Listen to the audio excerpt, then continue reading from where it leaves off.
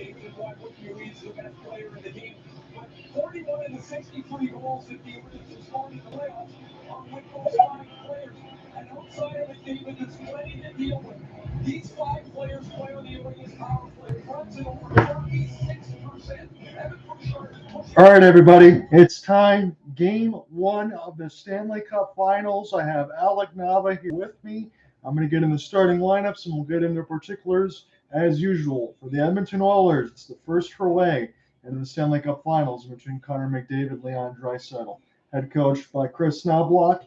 It's Connor McDavid, RNH, Zach Hyman, Matthias Ekholm, Evan Bouchard, Leon Draisaitl, Dylan Holloway, Evander Kane, Darnell Nurse, Cody Ceci, Adam Henrique, Matthias Janmark, Hunter Brown, Ryan McLeod, Warren Fogle, Corey Perry with Philip Broberg and Brett Kulak. Stuart Skinner will be in goal. Ryan McLeod, Fogle, Perry is in the fourth line. And for Florida, it sounds like this. Head coach by Paul Maurice, Alexander Barkov, Carter Bragi, Sam Reinhart, Gustav Forsling, Aaron Ekblad, Sam Bennett, Matthew Tkachuk, Evan Rodriguez, Nico Mikkola, Brandon Montour, Anton Lundell, Eetu Luostarinen, Vladimir Tarasenko, Kevin Stenlund, Stephen Lorentz, Kyle Okposo with OEL and Dmitry Kulikov. Sergei Bobrovsky will be in net. Alec, we've gone through the particulars yesterday in the Stanley Cup Finals preview show, but it is time, my friend, Game 1. First off, are you excited, and what do you think is going to happen tonight? Oh, for sure. We are all excited here. Game 1 in the House Everbank Arena here for the Stanley Cup Final. What to see here? Of course, all the excitement, all the hype for what it's about here in the finals. For Florida, to start up, I know this may be a tall task to do, but I may say it's an impossible task is to contain McDavid and Draisaitl in some capacity. Why I say it's an impossible task is because it's basically McDavid and Draisaitl are basically two unstoppable forces on the same team. The best they can do is to at least slow them down. Florida's been outstanding defensively as they held them to 2.29 goals per game, but this may be their toughest test as of yet. Again, we talked about Edmonton, and I got some of the numbers here from the pregame show. We went over all of it yesterday. But when you look at the situation for what's inside the numbers, again, Edmonton has the edge in goals for about 3.5 to 3.24 for Florida. Goals against 2.61, 2.29 for the Panthers. Power play, this is where Edmonton has the edge. Power play, penalty kill, and specialty teams. 37% power play, 94% penalty kill. And the reason why it is that high, they did not concede a power play goal in the first round against the LA Kings and in the third round against the Dallas Stars. Florida, not a slouch on that end either. 23% versus 88% on the penalty kill. So both teams' penalty kill is elite. That is going to probably play very big in this series. Again, as we talked about, Edmonton is currently on that streak of penalties killed. And I was trying to bet bottom dollar as they killed 28 penalties in a row. I think we either see that end tonight, Alec, or we might end that in maybe Game 3, because the way Florida attacks the net, I don't think Edmonton's going to be able to hold that streak the whole way. Otherwise, if they do, they probably lift the cup.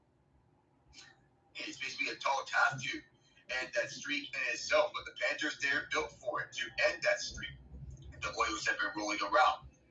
Edmonton, they can hold that Florida power play in check. I feel the same thing was said about the Rangers in the last series, and I had to eat that prediction on out that the Rangers penalty kill will hold the Panthers power play. They went on to score 5 power play goals in that series. And the Panthers, they had the best power play among every team in the conference finals throughout the duration of the third round. Either way, the Oilers, they should have the advantage on the special teams, power play, and penalty kill wise. They're that good on that end. That may be one of the advantages that Edmonton has alongside superstar talent. So for Edmonton, again, as I mentioned in the open, first chance to look at these two teams in the Stanley Cup Finals as far as Connor McDavid and Leon Draisaitl. Again, Alec, and I know we agree on this, I'm not worried about those two, but do you think the bottom 6 for Edmonton might be at a disadvantage against Florida because they're just so good across the board? Yeah, I feel the bottom 6 is at a heavy disadvantage against the Panthers' bottom 6. If you look at it, the defensive side wise, the Panthers, they have the advantage along the forward court to hold the Oilers in check. The Oilers, on the other hand, on the depth-wise area, Adam Henrique, Evander Kane, Dylan Holloway, they can provide a boost. And with Warren Fogle back in the lineup after a 20-goal regular season, he was a healthy scratch since Game 3 of the Western Conference Final. So I think it adds that spark for Edmonton. They want to score some more. I would want to see Fogle more with Henrique in a sense if you wanted to get more scoring. But Fogle and McLeod, they do have chemistry with one another. I think that may be a smart choice because Fogle and McLeod, that's been a connection dating back to the Woodcroft days. And that's not a bad call on your part. The reason why I brought up that question, you just nailed it all. In the sense of the first 3 rounds, the bottom 6 played very well for the Edmonton Oilers, and I just wonder how long that's going to continue to last. And look, we could use the same narrative that we used on Florida last year a little bit, Alec, because I know you worked some of those games as well. But they just weren't healthy, and now they get a second opportunity at this. Again, Matthew Tkachuk said we're tailored to play games in June. We were ready to go from the start. They were able to do that there. Now they're all healthy. They get a second crack at this, and you know the Florida Panthers, they're going to bet their bottom dollar. They want to finish this one and get it done this time. Tkachuk, he did promise them that they'll be back in the final. They delivered on that promise. Now with a fully healthy roster, this Panthers team may be a scary one. And this may be their best chance as well. Not mentioning about what's to come in the offseason because both of their contracts are set to expire in weeks. Yeah, there's a lot to do on the bottom 6 side of it for the Florida Panthers. We'll see what ends up happening. Look, I understand this is a sports cross reference, but Alec will know where I'm going with this. In the sense of Mike Trout in baseball, Alec, we never even seen him in the playoffs. Now we get an opportunity to see Connor McDavid and Leon Draisaitl in the Stanley Cup Finals. I just want to remind everybody that sometimes the superstars never get there. So, especially for Connor and Leon, you know this means a whole hell of a lot to them. Not only for them, but also for everyone else on that Oilers team, and perhaps the majority of Canada, if you go to an extent. This point may be brought up time and time, but it will keep continuing to be brought up until the drought is over. But it's been 31 years since the 1993 Montreal Canadiens won the Stanley Cup, which remains the last time that a Canadian team has won a Stanley Cup. The Oilers, they could be the ones, but this is also their toughest test. On the other side, in retrospect to where the Panthers are, the Oilers are the Panthers' toughest test. Every final may be the toughest test for both sides to prevail at. So a couple of years ago, I asked this question in the goal crease and between Darcy Kemper for the Colorado Avalanche when they broadcast them the first time, and I said, I don't know. I got some reservations. Now I can ask you this same question about Stuart Skinner. Normally I would say, Alec, I don't know, but if he plays the way that he did against the Dallas Stars, Edmonton's got a good shot at this thing. 6-2 in his last 8 starts with solid save percentage and GAA numbers against both Vancouver and Dallas for the 2 and 6 games that he played at, dating back to Game 6 of the West semifinals. So Skinner, he's coming in hot. Sergei Bobrovsky, the same thing as well. I feel both sides, they're writing some great goaltending, and Stanley Cups, they're won on great goaltending, unless if you have a red-hot team right in front of you, like the Colorado Avalanche in 22. I feel the Oilers, they're well-rounded, both on the top-heavy attack and on the defensive depth. So I'm going to be on record and say that I like the Panthers logo currently, although I do like the old-school Florida Panther kind of attacking lunge that they have in the middle. But if the Panthers do win the Cup now, that old logo is never going to come back, is it? The old logo does bring some nice feel to it. It's like a big snore right on the big cat's face. So we're going through the player introductions before we get into the anthems. And let me say, and whether between FLA Live Arena last year or Amateur Brink, it's the same arena, but I do like the lights, everything else that they got set up, and you get a chance to see Connor McDavid being cheered. And wow, that is a fan that's got multicolored glasses with words coming out. How much does that cost? I wonder if there's anything for that. I wonder how much that costs. Now, Stuart Skinner also being introduced inside the pipes as we go through that, and then we'll go to Florida's side and then go in through the anthem. So we mentioned some of the big fuzzy numbers here. I mentioned Gustav Forsling. What was Gustav Forsling? A waiver claim, correct? Plus 67 and combined in between the playoffs and regular season. That's excellent.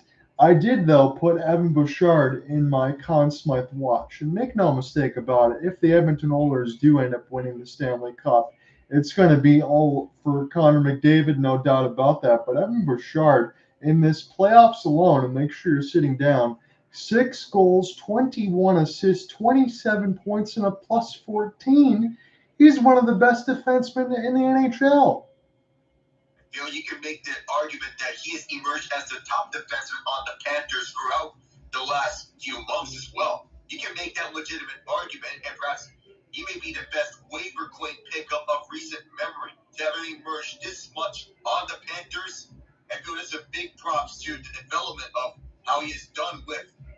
I think it can date back to when he was in Chicago, so he has a sense of familiarity with Joe Quenneville, who was the previous full-time coach of the Panthers before Andrew Brunette got his first full season experience in that President's Trophy year. Bill Forsling, the pickup on waivers, it was basically a familiarity with Quenneville, but we did not expect him to be this good under Paul Maurice. No, again, you have that. You have Evan Bouchard on the other side. That's elite defense. Again, we'll also probably talk about matchups here and there because you have Alexander Barkov probably against Connor McDavid, although Sam Bennett can definitely do the job if they want to mix it in between McDavid and Draisaitl. It'll be interesting to see how those top lines match up. And again, as Alec said in the open, he said it best, you really can hope to contain McDavid and Draisaitl as much as you can because they're going to do damage. But I'm watching for that bottom 6 to see what they do. And one thing in particular for me, Alec, I'm just going to throw it out there full bore. I'm not going to say predictions, but wow, there's a Stanley Cup already. So we're getting an eye on the prize of what we're already going to be seeing. I didn't expect to see that so soon. But what I was going to say is this. For Edmonton, I'm going to go on the record and say tonight, it's not important that they take game 1, Mr. Nava, but what I do want to see is whether or not Edmonton keeps this within a goal or two, and if Edmonton's able to play quickly, play their style of hockey rather than forcing into the traps that Florida does with all the turnovers. If they show you signs of winning, I think that that's encouraging. That's what I want to see from Edmonton in game 1. Of course you want to try to steal, but that's not my expectation tonight. Spot on, John. You want to keep it as close as it possibly can in game 1. Play your style of game. I know the Panthers, for all the physicality that they can bring, don't be fooled into their traps. They're going to try to get under your skin, try to intimidate you. That's what Sam Bennett and Matthew Tkachuk do best. You do not want to do that. Keep your cool. For all the talk of what they do, the Oilers need to play their style game, the speed-based game. Cover all sorts of range. Shut them down at the defensive end and keep the Panthers in check. I'm glad that we're of one mindset of that. So that's what Alec and I are thinking about in this game. We mentioned in our previous show as we were going across, we both took Florida in 6 pretty much for those same reasons. Now, Cooper Hopkins, when he does join, be midpoint in the series about game 4, he said that his allegiances are not going to allow him to pick Edmonton. That's totally understandable. But he said game 7 overtime Florida. So I do want to mention one other thing as we're going through the anthems. Now, the Sport Logic numbers for those that bet, I think it was said 20-2 was the betting system as far as picking winners. And 54% of their simulations say this, Alec. We're going to get a 7-game series. So are not saying which ones are going to overtime among simulations with Cooper's theatrics. What we're going to see, but 54% of game 7 simulations going to game 7. It's reasonable. 6 games at the minimum, but 7 games would be a treat. This could be set up for perhaps one of the best Stanley Cup Finals. Yeah, I think we're going to get something similar to a couple of years ago in between the Avalanche and the Lightning, and we're going to get at least 6 games, as Alex said. I honestly especially after the Dallas series. I bumped Edmonton up a couple games. I'm expecting this to go at least 6, so we're telling you buckle up. This is going to be a great series. I think we're both leaning from what we told you here for Florida in game 1. Although when game 2 does hit, I think this one's going to go 1-1 back to Rogers. I know I'm jumping ahead of myself. That's where I'm at right now, because if we're saying this is going to be a longer series, it's probably where we're going to be. And then just one last thing from me as we're getting on the side for the U.S. national anthem. Again, Alec mentioned this already, but 11-5, 249, 897 and a shutout for Stuart Skinner. Big Bob, Sergei Bobrovsky, 12-5, 220, 908, one shutout. I know Bobrovsky is the Vezina Trophy winner, Alec, but do you think Stuart Skinner and Bobrovsky can probably even each other out, or does somebody have a clear advantage here? If Skinner keeps playing the way he does in the last series and with the last 2 games against Vancouver, it can be evened out. I feel Bobrovsky, for the moment, he has the advantage. I think Skinner has the capability to even this one out. But if the Oilers, if they don't press against this tight Panthers forecheck, and if anything falls apart, if it is penalty kill, power play, and if they fall underneath the Kachuk line, they're in trouble. Yeah, again, that pressure is going to be big. Hell, the first power play penalty kill situation is going to be big.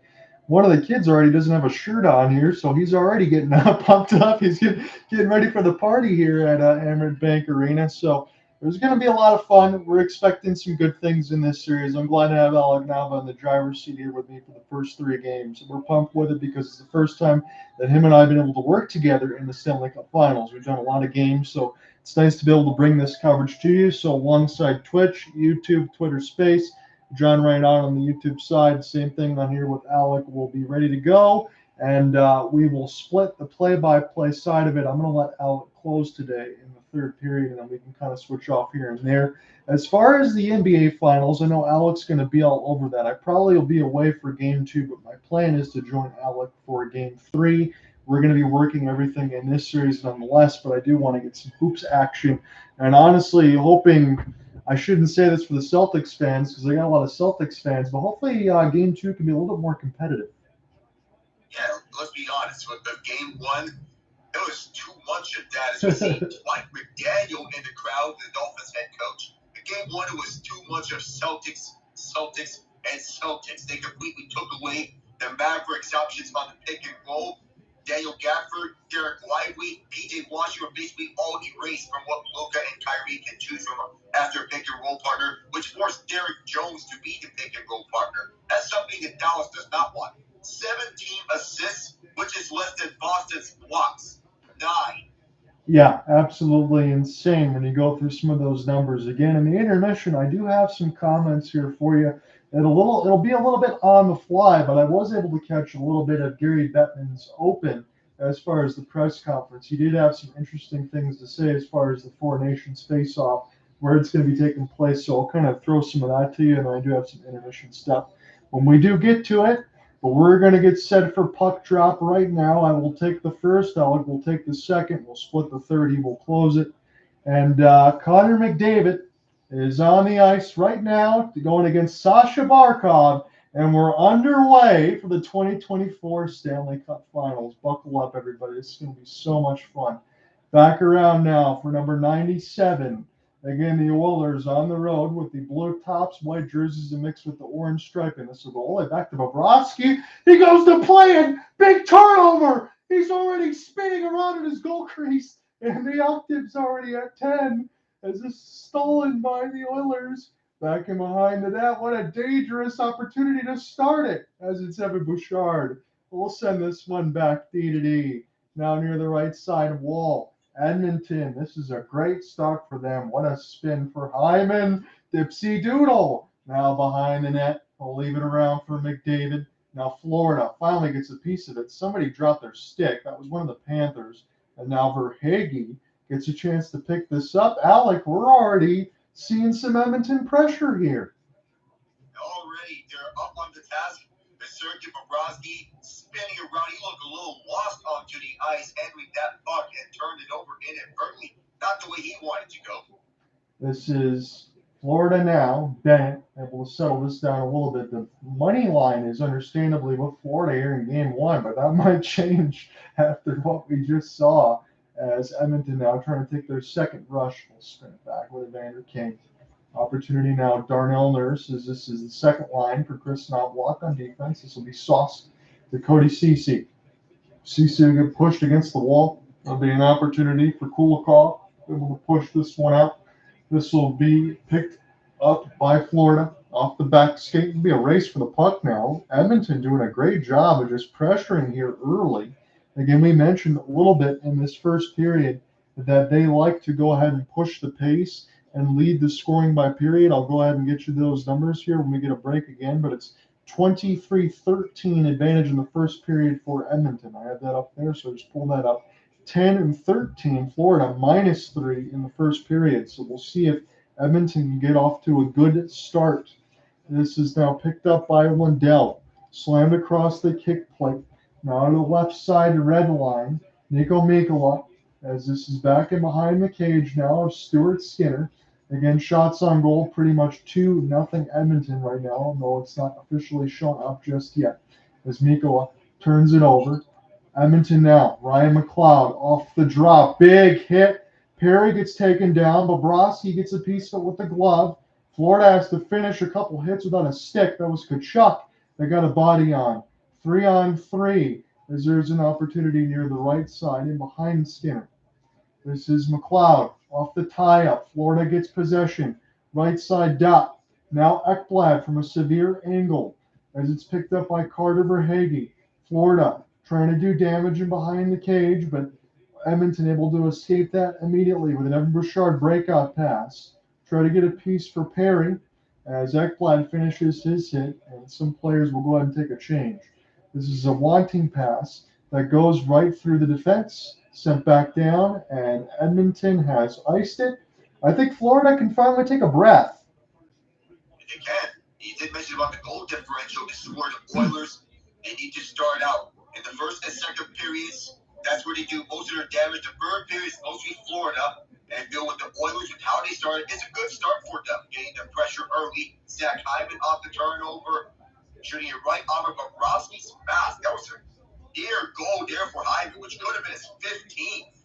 That's a good shutout by you because I just went across the board. I mean, even if Zach Hyman doesn't get a ton of assists, you can only go pretty much every other game where he's getting a goal. That's what he averages right now. You know he's going to be there. Barkov, as it bounced off him, Reinhart will send this around the cage, but his sauce pass doesn't hit. Verhaeghe gets the steal, tries to throw it back to deep, and this will go all the way down to Bobrovsky. Again, the goal differential, we just talked about it. The Oilers +10 and the Panthers -3. That's in the first. Barkov right in off the rush. He'll get it back. Oh, what a goal! And the Panthers started right off the rush. It's Verhaeghe. Oh, what a dish. What a dive by Barkov to put that one through. Oh, my goodness. Onto the quick counter. I am stunned by this. What a goal. What an assist. And the Panthers on the quick strike up for the rush. They get the first goal. And for what we see from the Oilers, let's see this, the quick rush. This is why you don't want to ice it early on. The century feed for Reinhart, and Barkov gets the return feed right back, right circle, backhands it right across to the open for Verhaeghe, who just slivers past everyone and buries it. 10th goal of the playoffs for Verhaeghe, team leading. I mean, Alec, come on. That was ridiculous, right? That's full speed. Barkov sauce pass over a stick. Verhaeghe bouncing on a midair finishes it past Skinner. And the first rush, essentially, Florida scores, and Edmonton had a great start. Some people were saying that this was going to be a 5-4, 5-3 type of game, and it's going to get a little crazy. 25 playoff goals, most in Panthers history for Verhaeghe. We have a stoppage here, but 25 career playoff goals, and for him being the leader in Panthers history in goals, that is huge. The stoppages for the net being this large on Skinner's end, they're going to have to get that repaired once the Panthers touched up. But what an entry for Florida! What a feed by Barkov! What a finish! That was absolutely special. Again, for Verhaeghe, wasn't he also a member of the Tampa Bay line? I know Marchessault bounced around a little bit. There was some names, but wasn't Verhaeghe also part of South Florida? 2020, he won the Stanley Cup with the Bolts. He's one of two members of the Panthers to previously win a Stanley Cup, the other being Vladimir Tarasenko. The only previous Cup winner on the Oilers, Corey Perry, in 07. Thank you for that. I want to get the clarification. As the Oilers, again, we're getting a few more chances. It's also pretty good for the youngster Philip Broberg to get some Stanley Cup Finals time. Though they are offside on the re-entry as Broberg was out of the plays, has the puck behind it.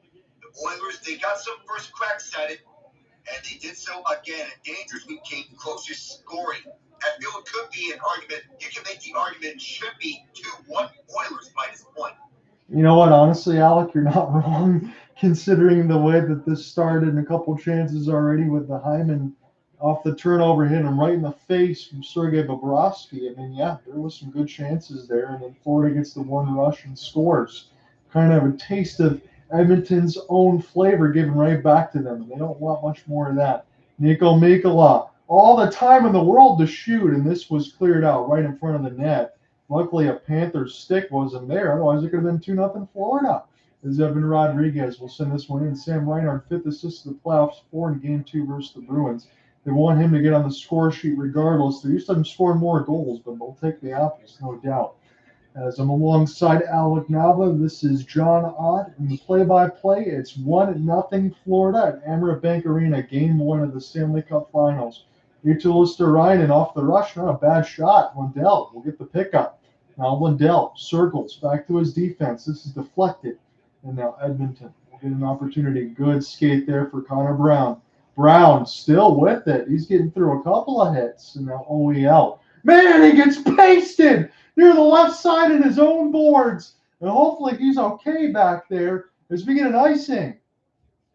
Ooh, that was vicious. He's caught. He got sized up. He got laid out.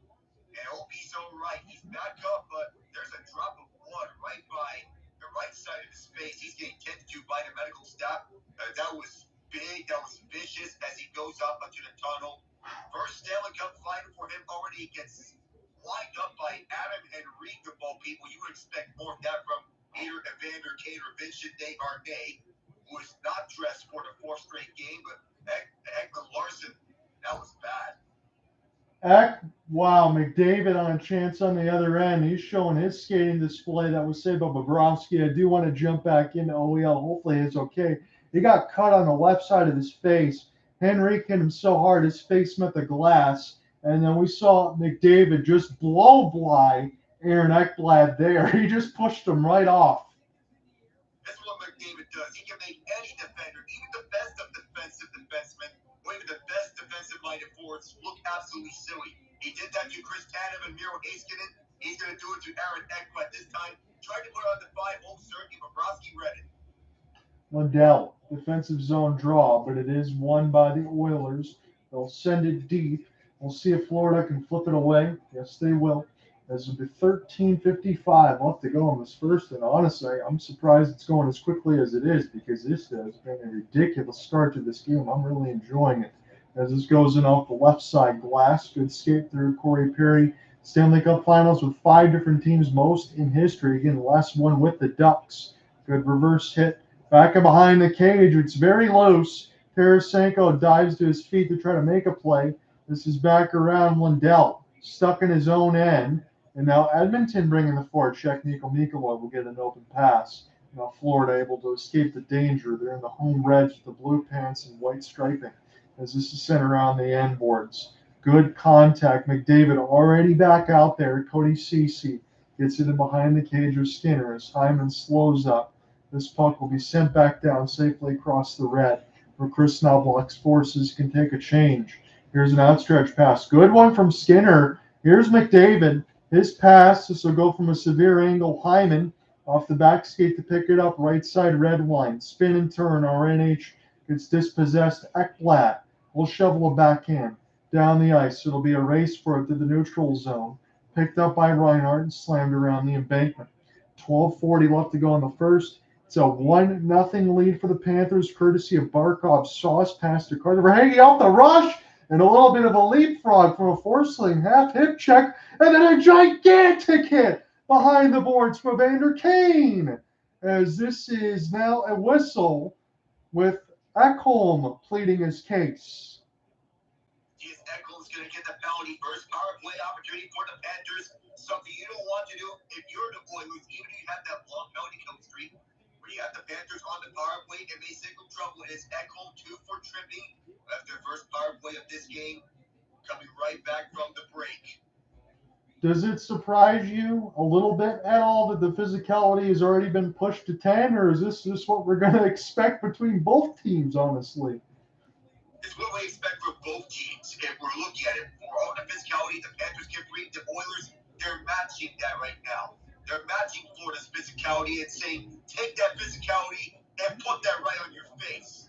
That's the thing that's impressing me right now, Alec. I understand the Panthers have the lead and they're on the power play, and Edmonton will get a chance to see right away from the narrative whether or not they can continue this amazing penalty kill that they've been on. But for the Oilers, as you just said, that's the thing that's impressed me the most. The physicality has been matched. This has already been, if you had your bass and your boom and your subwoofer and everything else, it's already turned to max volume here. 12:27 left to go in the first, and all sorts of excitement already from the first break. It is exciting. This is what people have come here to pay their money for. Money well spent, but it's a great start to the finals in 2024. The Panthers going over to the power play, something they're comfortable at. And I feel the Oilers penalty kill, it may worry the Panthers a bit and feel with Paul Maurice and feel the nerves are going to be calmed down for them. Yeah, because the way that they go ahead and spin the puck behind the net, keep the possession, that's the way that they play their power play. Hell, that's the way that they play their 5-on-5 game as well. So it's going to be up to the Edmonton Oilers here, and we'll see this from as soon as this break is done, whether or not they can keep the front of the net clean. Because honestly, I made the comparison a little bit the other day in the sense of the way that the Oilers had their penalty kill. It's kind of like the Vegas Golden Knights from a couple seasons ago, keeping everything clean in front of Skinner and just clearing the puck out successfully, and they've done well with it. Yeah, I agree on that. Also interesting here, between the Oilers and the Panthers, they'll be guaranteed another former Buffalo Sabre wins the Stanley Cup, whether it be Evander Kane or the many list of former Buffalo Sabres on the Panthers. That'll be something to watch for as well. Again, I'm leaning Panthers alongside Alec, but I think we're going to have a very entertaining series. I'm just glad that the Florida Panthers are healthy, and honestly, Alec, I'm also glad as we get into this first power play that Edmonton is as well.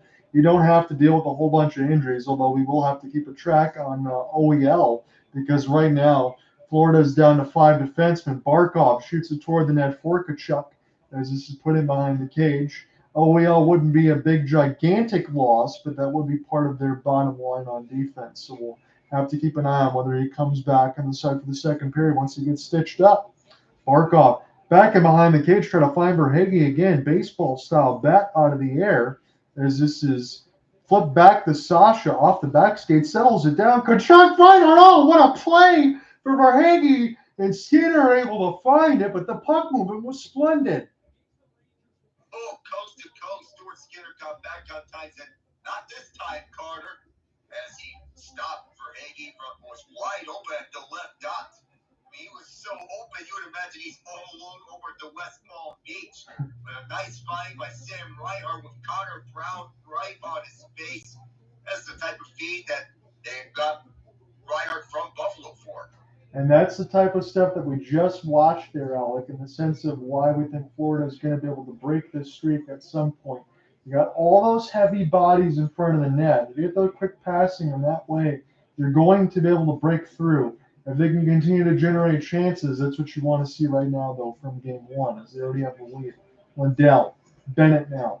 Bennett off the back skate now to Evan Rodriguez, who's also very dangerous. Gustav Forsling, Rodriguez. This is a good machine gun style pass, but an opportunity here for Forsling. Settle it back down off his back skate as we're almost halfway down to the first. This is sent in. First power play for Florida. Can they keep it in? Gustav Forsling will shovel it in across the backhand. Lindell finishes his hit Evan Rodriguez, sweet skate, back in behind the Skinner's office. This is slammed in off the boards. Ekholm spin and turn. Bennett trying to pry it loose. Lundell still with it right now. As the power play expires, Edmonton still perfect. Now counterattack. Here's an opportunity. Ekholm. He will wait for reinforcements, though. He will not attack it as this is shoveled away and an opportunity is lost. Connor McDavid has it now. He'll pick it back up for Leon. Again, they reunite on the same line here. That's something to watch. Bouchard slapper. This one saved by Bobrovsky.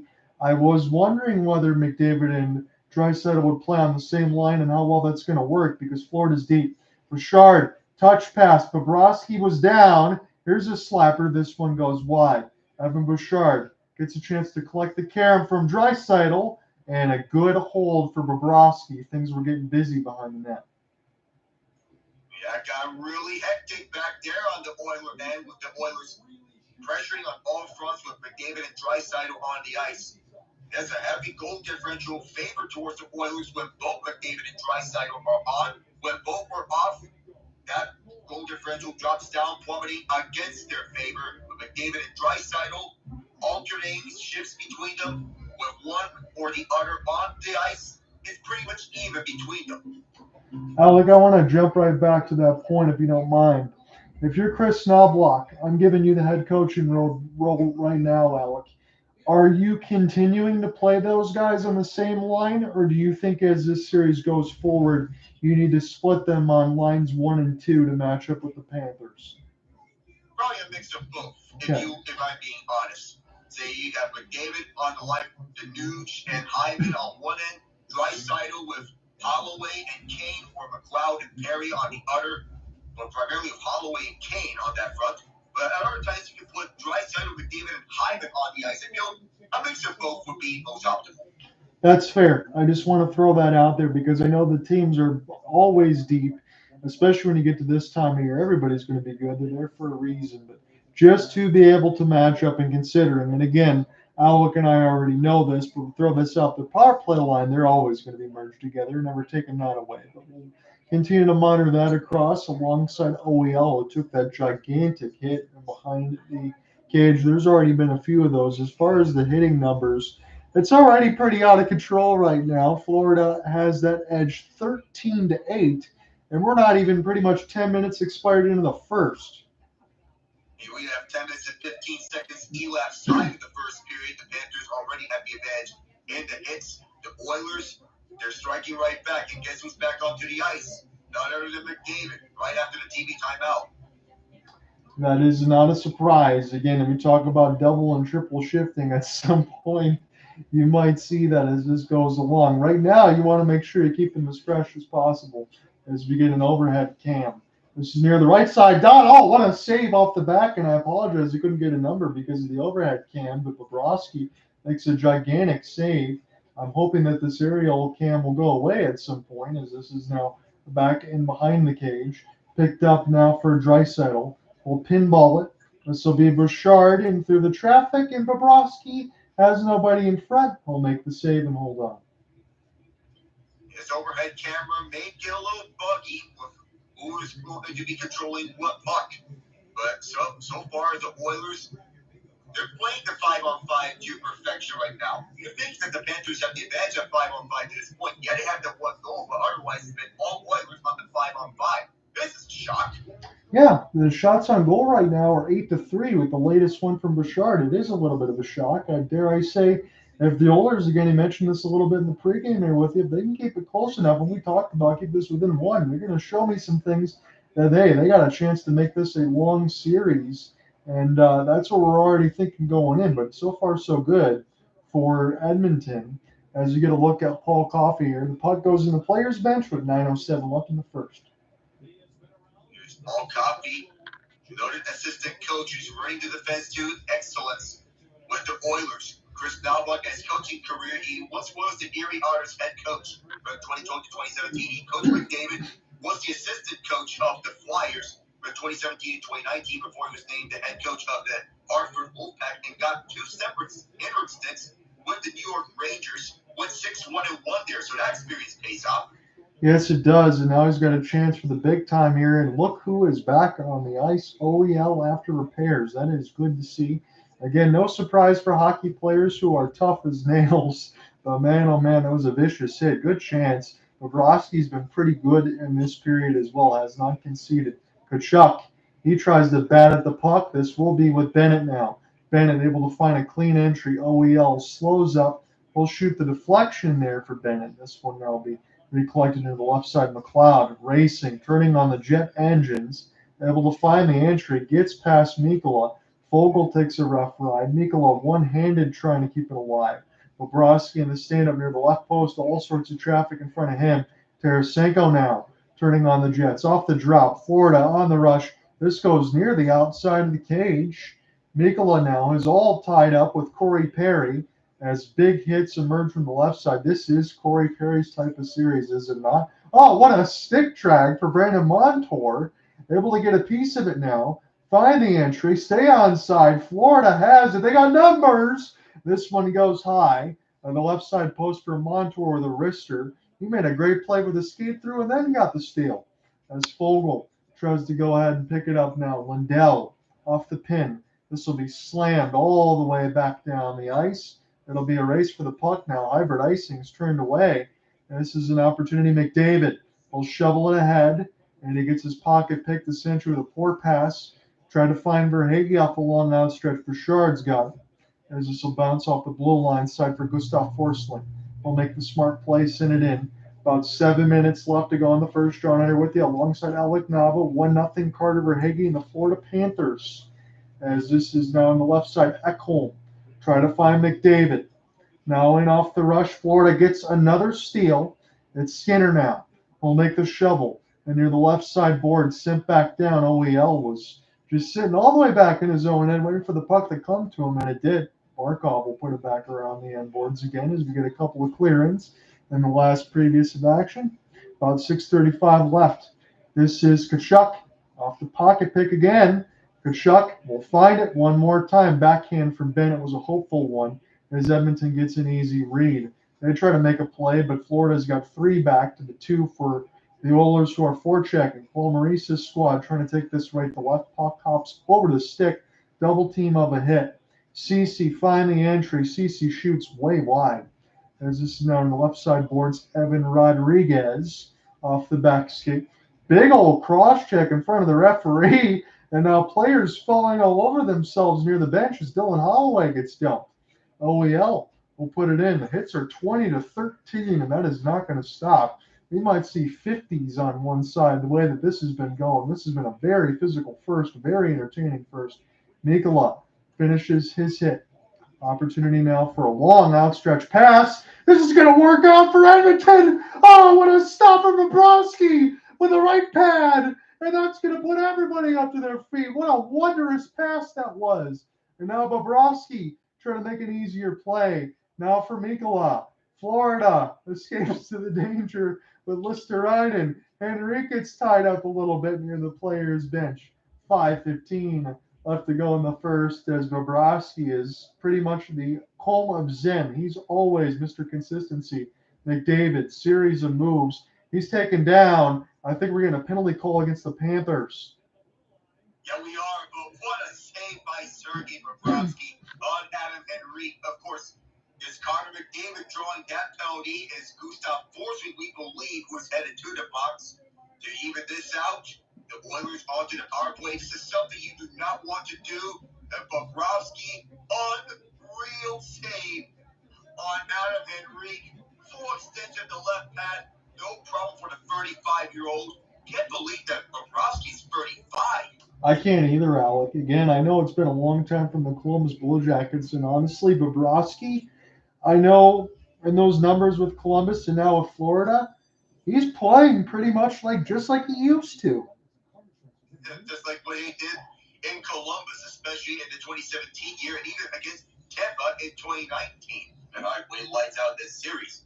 And now with the Oilers on the man advantage, I know for how good the Panthers penalty kill is, it doesn't matter how good of a penalty kill that you have.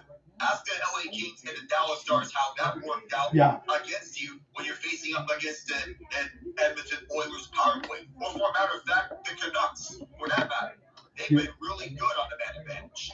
Yes, they have. And again, it's going to be interesting to see from the first opportunity now for Edmonton how they're going to be able to answer. Again, no surprise that Connor McDavid is the one that drew it. Hits are 21-15 Florida.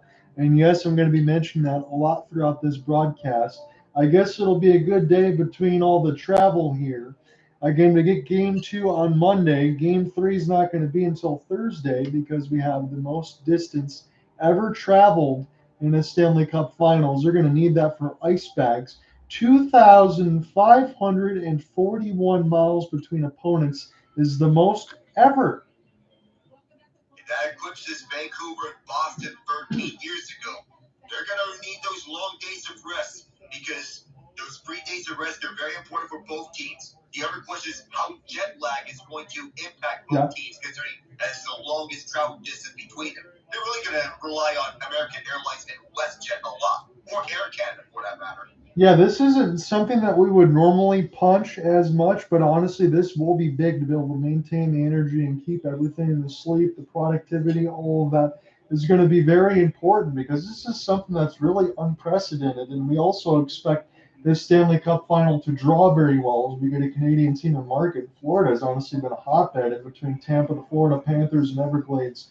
Now is McDavid off the rush. Draisaitl near the right dot as Edmonton gets their first power play with 30 seconds into it. McDavid's pass settled down by RNH off the back skate. Excellent work to keep it alive. Draisaitl will spin and it'll go right to Bouchard. Now McDavid right dot. Bouchard fake the slapper, high slot. Bouchard now for Draisaitl. Wrister. This one is blocked down in front by Florida.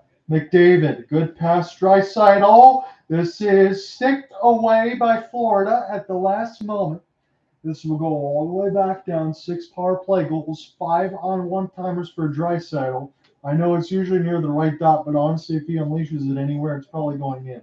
Here's a good touch pass. Draisaitl, RNH. Oh, Bobrovsky again! That was even better. I did it all with the Henry save. This one, they have one up that on the man advantage. Just when Nugent-Hopkins was breaking free all alone on a bank pass and Draisaitl, despite the seam lane between Barkov and Kulikov. It is Bobrovsky doing all the yeoman's work with Nugent-Hopkins going over to the backhand, trying to sneak it glove side past Bobrovsky. I thought he did it all with a Henry save. This one takes the cake. Yes, it does. 53 seconds left to go in the first. It's going to be a good thing. I'll be handling over to you in the second period. I don't know if my voice can take much more with Sergei Bobrovsky, but I have to put it up there to 11. 2 jaw-dropping saves already. And again, as Alec mentioned, this could be maybe 3-4-1. Now McDavid off the back skate. He puts it through the cage. This one's somehow saved. Draisaitl. Now McDavid. Even if they don't score here, this has been a successful power play. Both power plays have looked good. Draisaitl holds. High slot now. 3:35 off the spin. Now Draisaitl can't hold the zone as it's Bouchard. Back for RNH. Those outstretched passes have caught Florida by surprise. Bobrovsky bailed them out against RNH and for Adam Henrique, if not for Bobrovsky's mastery. McDavid is trying to look like that highlight reel between a 1-on-5, and he almost did it himself. This will go back down the ice. Towels wave. It's a successful kill, but that was very dangerous on both sides. Darnell Nurse and the Panthers penalty kill, very good. 33 of the last 35. It's been a story for both teams. This one sent in. McLeod, he will lose the puck. Perry tries to finish a hit. It's a warbling one. Now Evander Kane. Now for Bennett. Shots are 11-3 for Edmonton. This is Evander Kane now. Montour, it eludes him. And started again with Matthew Tkachuk. Chucky now sends it for Bennett. Bennett off the rush, trying to drop for Evan Rodriguez. And they'll settle it back across center ice. Slap shot it in. And this will hit the netting, go offsides either way. 2:28 left in the first. You know what's crazy? Even though they're saying about Matthew Tkachuk and with the way that he's leading the Panthers in total points, any one of the 5 top members of the Oilers' top power play, with the exception of Zach Hyman, would lead the Panthers in points. Yeah. You see McDavid on the wraparound getting turned away at the last moment. Hyman couldn't tap this one in. Perfect defense by the Panthers, but absolutely insane that any one of the members on the top power play for the Oilers, except Hyman, would lead the Panthers in points. That's how loaded they are on superstar talent. And that's why you have to give Edmonton their due to have a chance in this series. This first period showing you that right now. They're kind of pushing the pace here against the Florida Panthers. Again, we talk about the first period and how usually Florida's up against it. They'll take being up 1-0, considering what it definitely could be on the other side. Bobrovsky has at least kept this 1-0. It probably should be 3-1 Edmonton. We already mentioned that a few times, and we have to, as this is now an opportunity. Janmark, this pass picked off. Lindell will send it in, as this will bounce away from Philip Broberg. Now near the right side wall, Lusterinen try to pick it up. Will get hit a couple more times, as this one will be sent down deep.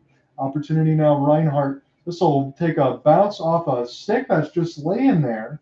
And now on the left side red line with 90 seconds left to go in this very entertaining first. How is this scoreline what it is? That'll be the forever question. Shut up high. Hits Skinner right in the mask. And now Verhaeghe. Lindell has it. Excellent work for the Florida Panthers and behind the cage. Just continuing to hold the vulcanized rubber here.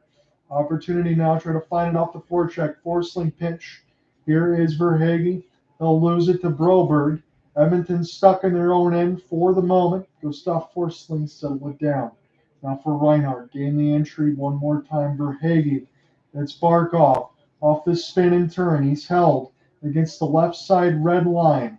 Opportunity now for Edmonton and Kulak to push the pace. Can Fogle make something happen off of his pass? Late for Ceci as they enter the zone. Mikula finishes a couple hits there. It's turned right over. Now to the left side boards. We'll get a whistle. 34 seconds left. Oh, man, that was a bizarre sequence for the Oilers on the other end. They were getting pressured onto their end. With the Florida pushing back at the 5-on-5. Something they're so good at. Short side save by Sergei Bobrovsky. Turned away that chance, and it was deflected out by Brandon Montour. So no delay of game, as it was a deflection out, but we will get a face-off to the right side. Bobrovsky. Draisaitl was on the ice. Look out. Draisaitl, the one usually taking the draws, kind of set up McDavid here. That's exactly where the puck went. We'll have to do it again because it's dropped unfairly. Sergei Bobrovsky has been the MVP of the game so far. Yes, I said it, and I will not have otherwise. Evan Rodriguez, he will win it. This will go in between some skate blades. Edmonton steals. Now they'll have possession now. Draisaitl, take it back to D. Bobrovsky falling down on the seat of his pants. Makes an amazing glove save. And now Tkachuk throwing bombs. Oh, here we go. On the haymakers this late in the first period. We're all on to talk about how the Panthers, they are disciplined the postseason. Some old habits may come back, considering that they were the most penalized team in the regular season. Be careful not to fall into those traps.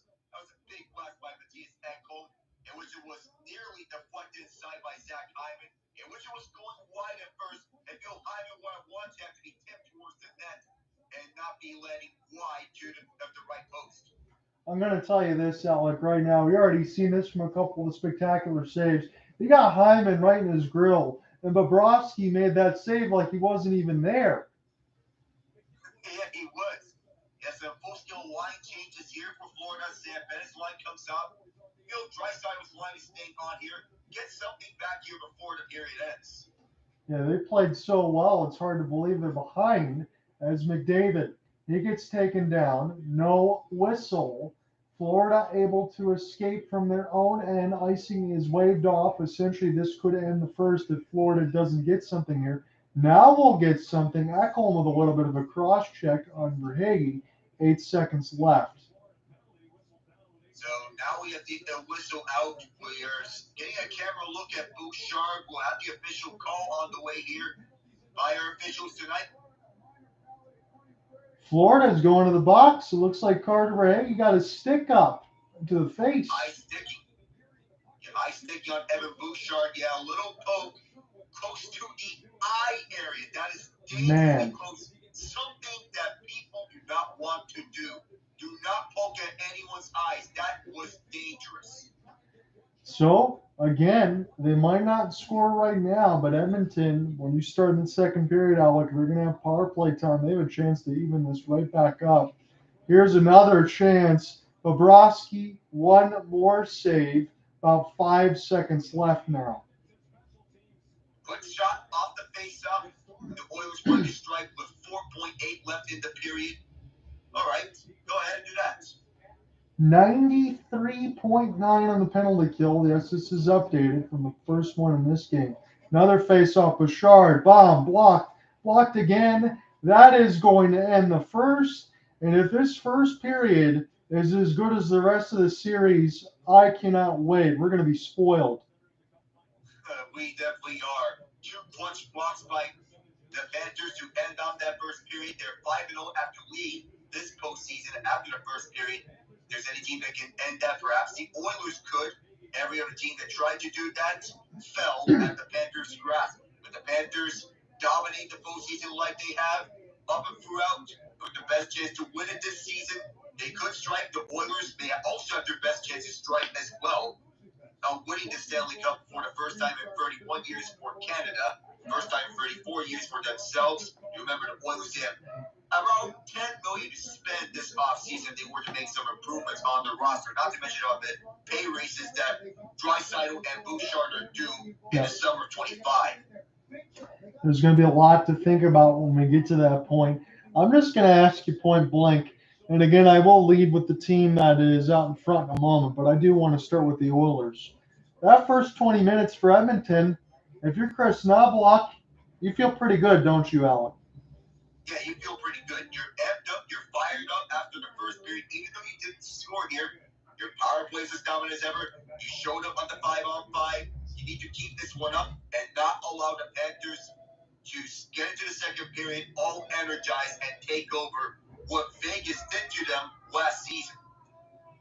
Yeah, you want to be able to stay away from that. Again, I am just beyond floored from what we saw from Mr. Sergei Bobrovsky.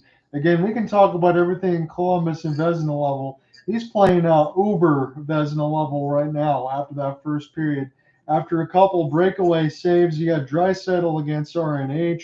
You had an opportunity for Adam Henrique off the pass. That one started from 200 feet and ended up working his way off a behind-the-back feed to Henrique for a break. And he outdid himself with a couple saves. And then he had the save with Hyman off the screen. Again, I know it's something small because goalies make saves through screens all the time, but he was able to casually catch that thing like Hyman wasn't even there. I don't think a goalie could play any better than Bobrovsky like he did in the first. Well, he's back in Columbus with 2 of the saves that he did on Henrique and Nugent-Hopkins, both back-to-back on breakaways. But by Florida, you're not allowing a breakaway another time. Because eventually, if you allow another breakaway, you'd think that they'd be due to score another time. Henrique, who's usually so good when showing up in the playoffs, he already has 4 points through 10 playoff games. You remember he missed 8 of those because of injury. But when he is on, he is on. Especially if you think back to that 1 year with the Devils when he scored both overtime winners for them in series clinching games. Double overtime against the Panthers in Game 7 in the first round, and that iconic overtime winner against the Rangers in the conference final. So let me ask you this. Florida Panthers, they get their one rush. Again, Carter Verhaeghe in the box now, but Carter Verhaeghe is the one that scored the only goal, unbelievably. 3:59 in the first. He gets his 10th from Barkov and Reinhart. They're able to give one rush essentially down the ice. Barkov sauces a pass in between a couple of sticks, finds Verhaeghe off the backhand finish out of midair. Florida up 1-0. We mentioned a lot of stuff there with the Edmonton Oilers and how they should be happy. And you also mentioned that Panthers need to clean up the breakaways. Just want to double down here. Paul Maurice is saying the same thing, correct? He is. Just clean it up at your own empty ice. Do not allow the Oilers to get any more breakaways or odd man rushes. So right now, our on-ice time, again, OEL was a little bit slower because of that. He had 7 shifts. Took a very heavy hit. 4:49 left. He's back on the ice, so everybody healthy, feeling good. Stuart Skinner, 3 out of 4. Hasn't had a lot to do. Sergei Bobrovsky, 14 out of 14. Look inside the numbers. It'll be a second power play leading off for Alec when he starts the second period. Both teams killed off the first. Shots are 14-4 for the Edmonton Oilers. Hits are 24-15 for the Florida Panthers. Faceoffs about dead even, 10-9 for the Oil on that side. Giveaways 5-4. Florida leads that. Takeaways 4-0 for Florida. Block shots 7-5 Edmonton. Edmonton does lead that a little bit as far as the numbers per 60 that we talked about. Blocks about 16.5 for Edmonton, almost 15.5 for Florida. Florida did win both meetings in the regular season, 5-3 and 5-1.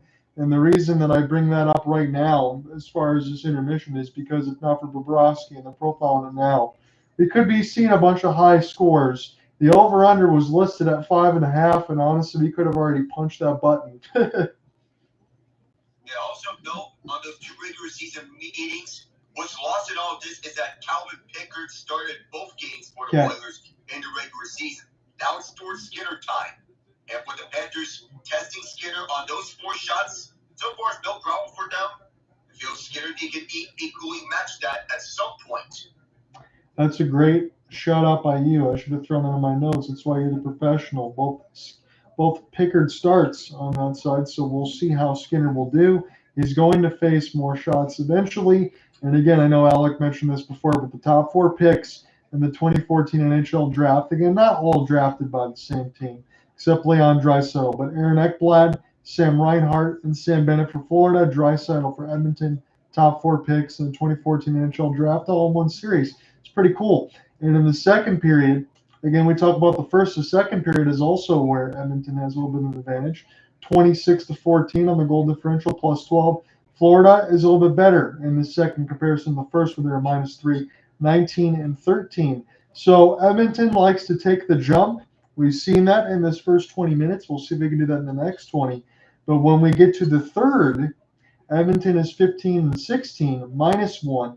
Florida is a staggering +13, 24 and 11 in the goal differential. So essentially, if you read into that as gospel, this next 40 minutes is gigantic for the Edmonton Oilers, because Florida then starts to put in the vice grip and things get tight. Yep, that's what the Panthers deal with, playing it tighter as the periods go on, whether it be second period or the third period. But the third period is where they do most of their damage already. They're starting out in the first period by striking quick and early. The Oilers, they're threatening them early on, but so far, the Panthers, they've locked them down, held them in check. Though it got scary for the Panthers at their end of the ice, because it could have easily been 2, 3, 4 Oiler goals. Yes, it could. I do want to make this mention. I know they just showed it on the ABC tracker. I did listen to Gary Bettman and some of his stuff that before Game 1 got started off. They did mention the 4-nation face-off between U.S., Canada, Finland, and Sweden.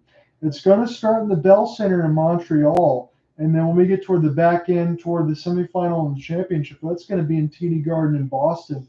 And in that side around TD Garden in Boston, it'll be between the February 24th and February 28th. I might have to try to find a way to get myself some tickets to go down there, because that would be excellent to see. And the main thing that Gary Bettman mentioned, the reason why they selected those 4 teams is because they're going to have a majority of NHL players, and that's what they're looking for to get some Olympic prep. Perhaps some prep over for Milano in 2026, where the Winter Olympics will be at in 2 years. Not to mention about what it is in store over at Milano. Some prep is good there for the 4 nations face-off. USA, Canada, Finland, Sweden, those are hockey-centric countries. It's a good job of targeting those 4 countries for this 4 nations face-off. I think those 4 make the most sense. That's what I'm leaning with as well. I think it's going to be a lot of fun as we're going to ease back into it, eventually get Olympic action back in. That's what you want to see, is we're seeing some vicious hits on the other side. Just a couple quick things from me. I know Cooper sent this to me a little bit. I know you already saw it, but it looks like the Kings and Ducks might go back to their old school logos. I think the return of the Mighty Ducks might happen next season. I think they're drawing some inspiration from the old school and what it is on the present for their new logo. But I think more old school is still. But the return of the Mighty Duck logo would be nice. I feel the Ducks, I feel they have to throw it back to the old Mighty Duck logo because the current one, it feels like a web footprint. Yeah. I feel if you're going to show Anaheim Ducks, I feel you have to pay homage to your old logo in that sense. Old uniform combos would be nice, but I feel the current colors can make sense in a way if you're talking black, California orange, gold. All right, you can do that. You know, a duck, an orange with that, plus with the old green and purple. Go onto a throwback uniform if you're the Anaheim Ducks. The LA Kings with the old Kings logo during the Gretzky era, black and silver. Yeah. The era of culture back over through your new jerseys and your new logo. The first Kings logo had the Lakers colors, purple and gold. That may be a nice touch if they're going with a little throwback uniforms to get on their old school logo. Perhaps. I'm with you, Alec, completely 100%. I'm going to go with the Kings here first. That color scheme in the Gretzky days, that is a chef's kiss. I'm leaning with that, and my alternate would be the purple and gold Lakers colors on that side. I love that one for the Kings. Some of the monochrome, kind of flashy, bounce off the light helmets, I'm not really a fan of those. I know some people like those. I don't. And for the Anaheim Ducks, I mean, it makes me think of Teemu Selanne and Paul Kariya, Mighty Ducks, all of that. I want to go back to those days. I'm sure Ducks fans do as well. Bring those on as the mains. And if you want to do anything else in the alternate, you can leave it the same way when they won the Stanley Cup alongside Ryan Getzlaf and Corey Perry. That's what I would do. And then the only other thing that I have for you, because I know we have the Joe Pavelski retirement. We talked about that a little bit, but I do want to mention for Utah, the numbers came out and said Utah exceeded 34,000 season ticket deposits. So interestingly enough, the arena seating isn't 34,000. There's not even enough room. But obstructive view seats, again, it's made for basketball, not for hockey. If you do get any sort of obstructive views, you can only have to pay $19 per seat. So, you know, if that sounds pretty good to you, I don't think that's too bad. Not many times you can get a NHL ticket for $19. But the one last thing for me, interestingly enough, 92% of the tickets are from non-season ticket holders for Arizona. So a lot of new blood, and they expect it to succeed in Utah. That's what I feel for Ryan Smith and company, and their long-term vision is that if they're trying to renovate it, to make sure that they have visible seats. If you're going to have it for hockey games, make sure they have not obstructed seats over the long haul, because already you have obstructed seats beforehand. You want to make sure that everywhere is viewable for hockey action. If there's an area where it's not visible for hockey action, install a monitor nearby. Yeah, and again, that's why if it is, then you still have the $19 tickets if you want to be able to do that, just to be able to check it out and see what hockey's about. I don't think it's going to be a bad thing. The one thing that Bettman did mention, because he was asked during his presser today about Bally Sports, Diamond Sports, he did mention that Vegas, on their side, no, they're not affiliated with it, but they started doing local on-air broadcasts, meaning you don't have to do cable. They're going to figure out some other ways maybe as the season when it starts again in October. And also the salary cap is going to shoot up $4.5 million next season. Seeing the kid Leroy performing before the Stanley Cup final began was a solid pregame performance for the kid Leroy. They'll have DJ Cali doing the Game 2 pregame performance outside of Emirates Bank Arena. The Miami market is here to stay for the Florida Panthers. Essentially, what last year did, they have solidified their spot over the Miami-Fort Lauderdale area, and all the relocation rumors are dead now. Yep. Again, we brought that point to light a little bit. I'm glad that we did, and I agree with you completely. In between Tampa, Florida, Everglades, all that, that's not going anywhere else. And I know we know this already, Alec, but I got to say this for everyone else listening in, wherever you are. If you win, people will come and watch. Yeah, that's true. That's really all there is to it. If you can bring winning, you can bring some excitement. That's all you need, and that's the hotbed. And also, the weather is a nice boost as we look at Connor McDavid. You have Leon Draisaitl, RNH, everybody getting their stick tape, everything else tied up. I thought Connor McDavid looked pretty good. No nerves in between Draisaitl, McDavid, Hyman. We didn't expect any of that anyway. Again, the shot's 13-4. I thought that would be a little bit closer. Alec Nava is 3 minutes away, essentially, from taking over in the second period. We'll flip in the third. He'll close out the third period. Should we get to OT, we can continue to flip.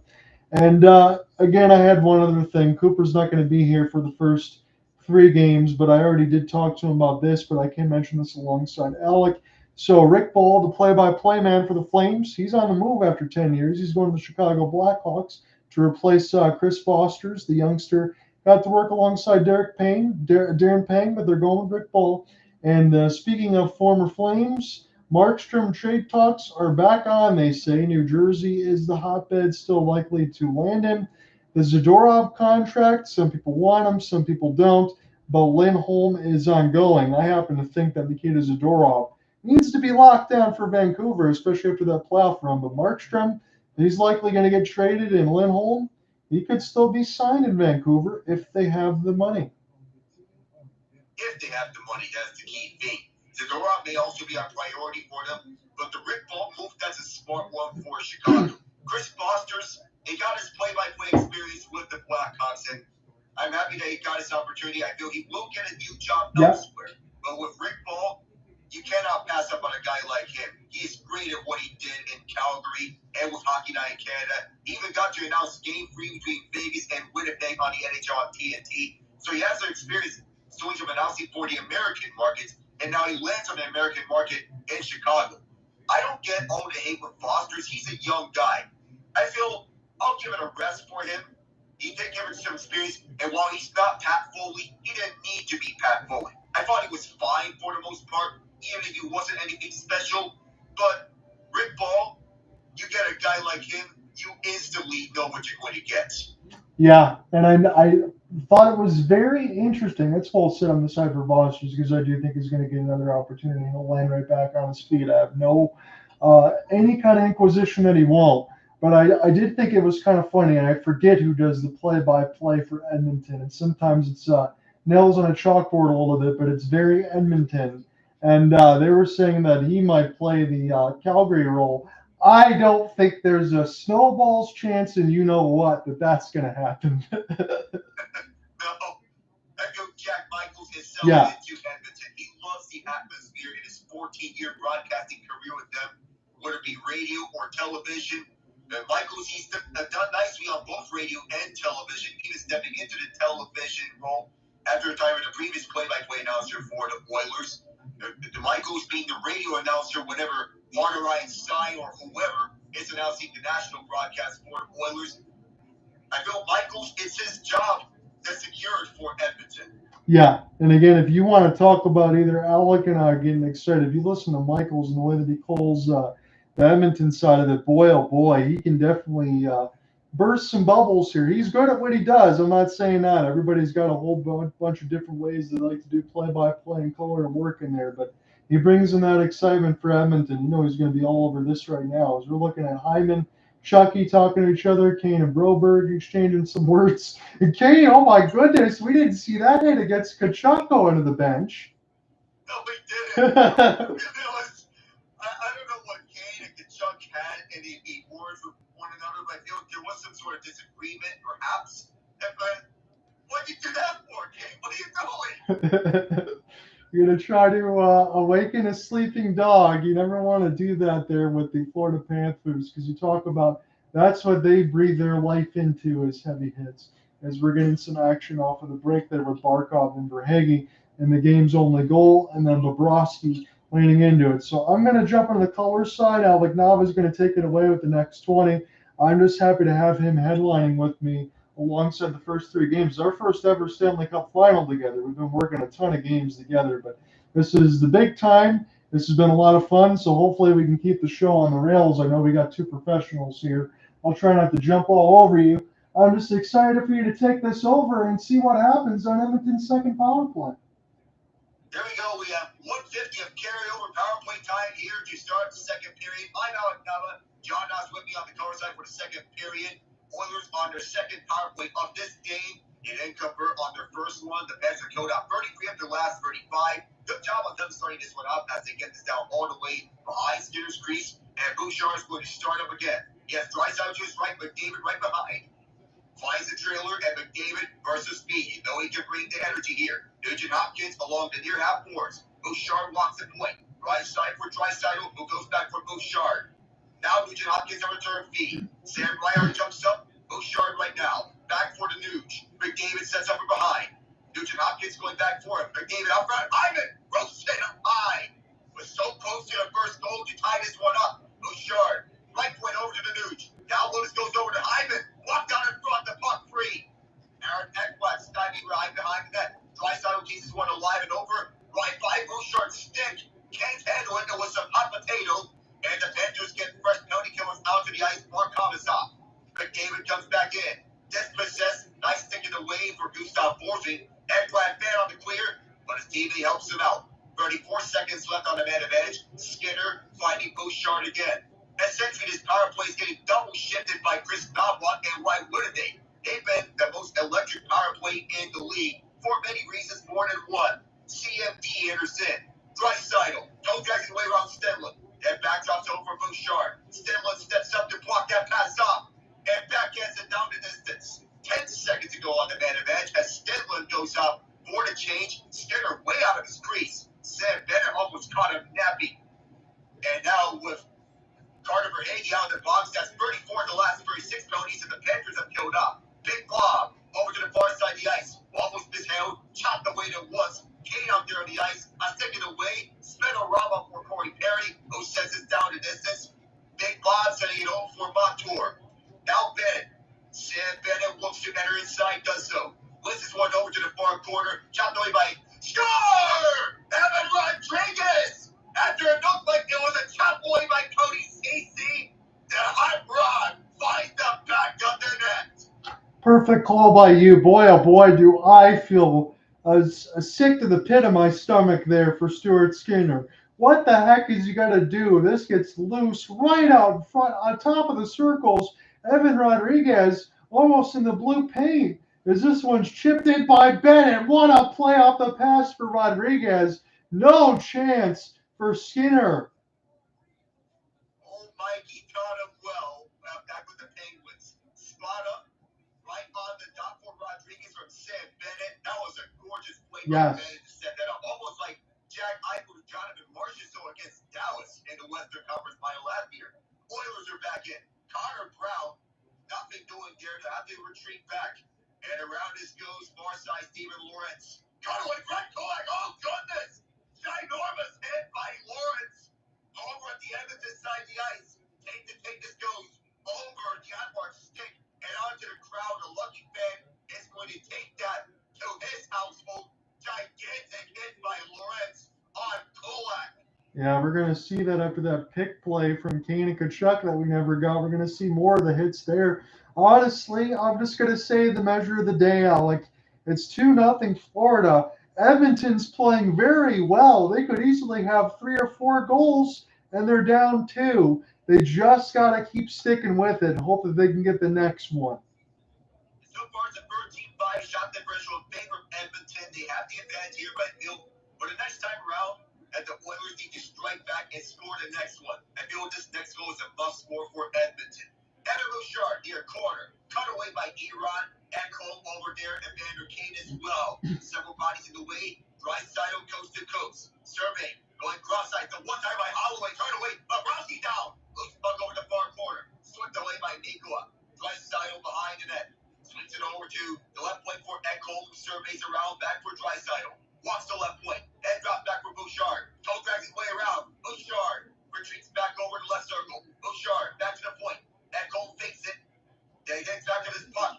Big block right there in front. And the Panther who blocked that shot, he is down. That is Rodriguez, the recent goal scorer. And a lot of pain. He's going to go to the bench for a change. Clearly in a bit of discomfort. At the far side, Oilers re-enter. Yadmark shifting over. Whose bucket rink went down? This goes back over Kulak.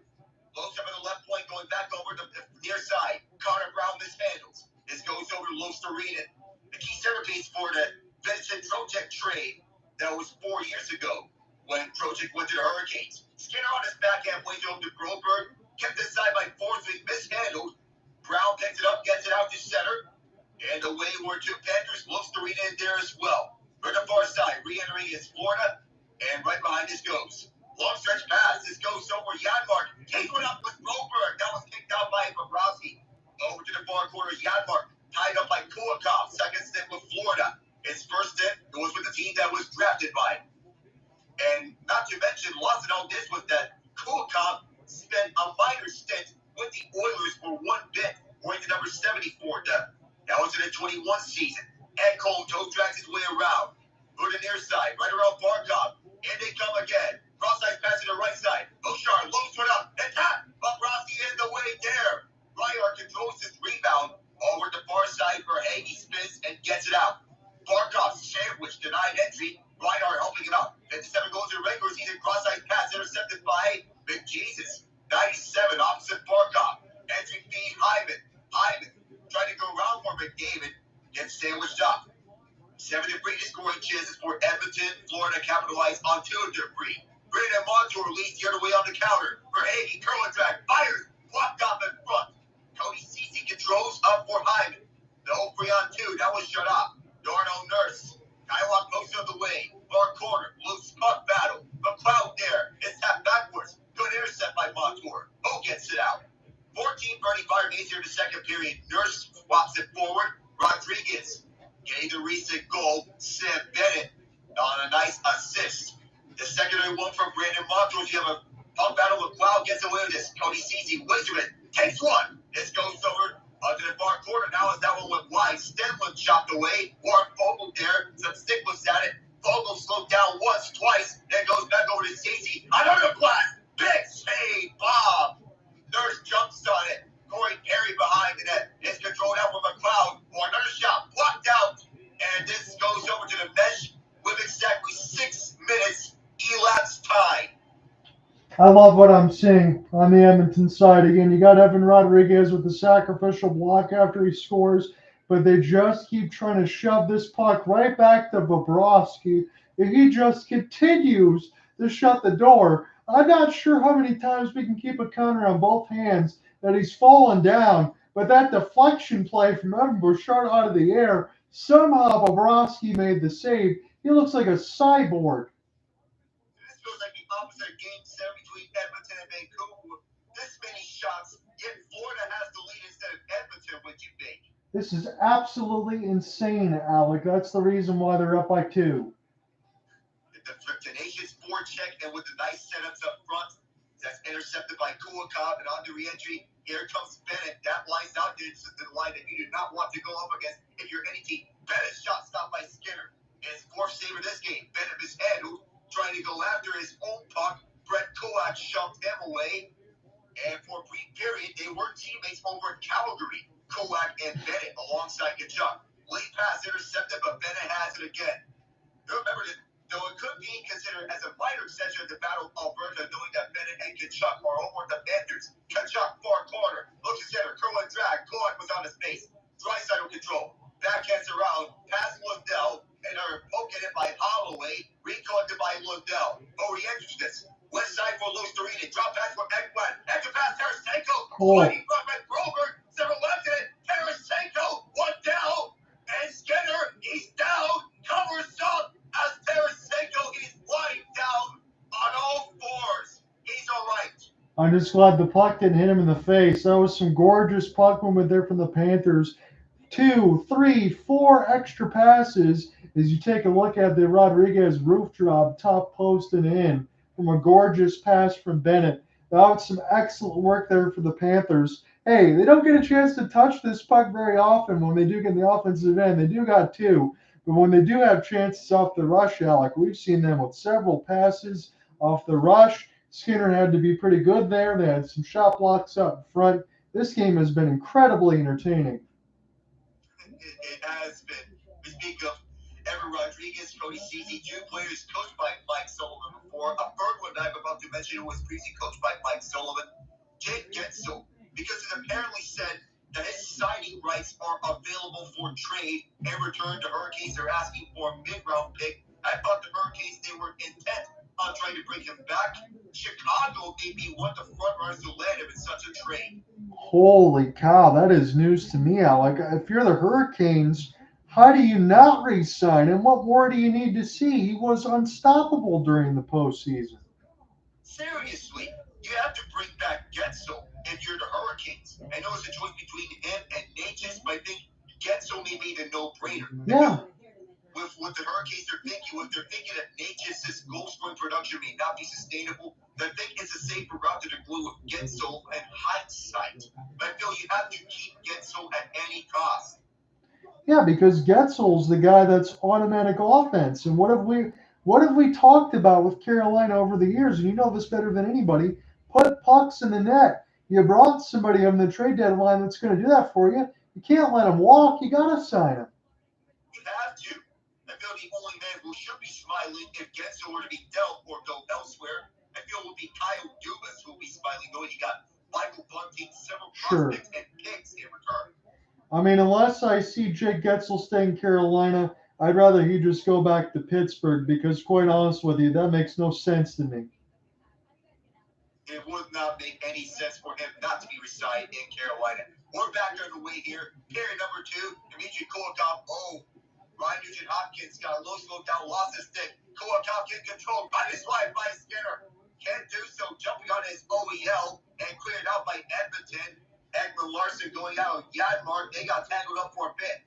Kulikov from the near side of the boards. This one spun around. CC couldn't jump onto it. Lawrence could. And instead was there's up for Okposo. Okposo kicked out by Skinner. He held alive on the backhand by Ekblad. Sliding by Stenlund, who controls over the bottom of the right circle. Stenlund comes back around, rushing his forfeit. Forcing shot, gloved down by Skinner. But the Panthers, they're cooking like they're cooking a nice noodle soup. Yeah, they're cooking with gas right now, essentially on this side, and they get a few more of these. I'm trying to see what happened. Looks like maybe another stick to the face that took down one of the Oilers there. I was surprised the play was still alive, to be honest with you. Yeah, I'm surprised that was not called a penalty. I mean, unless they see something that we don't. But for now, we're going to assume that their officials missed a call there. Yeah, unless it was friendly fire, that's what I'm thinking. Janmark was the one that's beat up. Draisaitl going to take this defensive zone draw. He needs to win it. Going to do so against Sam Ryder. Brandon Montour for screen. Ryder went up between the legs of someone. Out alive by Florida. The Oilers get this one out. Sasha Barkov rushes to it, but the Oilers go the other way. Here's Draisaitl, one-on-one. Can't make his way around Montour. Then feed over to Kulak. Kulak, sharp angle shot. Gets his own puck right back. Kulak will try again. Delivers one over to the point for Nurse. Draisaitl left point now. Draisaitl wins of it. Montour's on his face. Delivers it back over to Broberg. Kulak towards the net. He easily goes down by Bobrovsky. He'll force a face-off to his right. Well, Bobrovsky's locked in again. I know that one's a little bit easy, but you've had chances out in front of the goal crease a bunch of times. We talked about it, Alec and I did, as far as the traffic out in front of the net and who's going to have the advantage. Honestly, right now, Edmonton's down 2, and they've looked better out in front of the net than Florida has in some of these chances and providing screens. Bobrovsky's been able to do it all. It doesn't matter who scores for Edmonton right now. They need the next one, though. Yeah, I said again, this next goal is must score for Florida. You see, if they're profiling Sam Bennett, 7 hits, 1 assist. 4 of his 6 goals this postseason have come against the Rangers.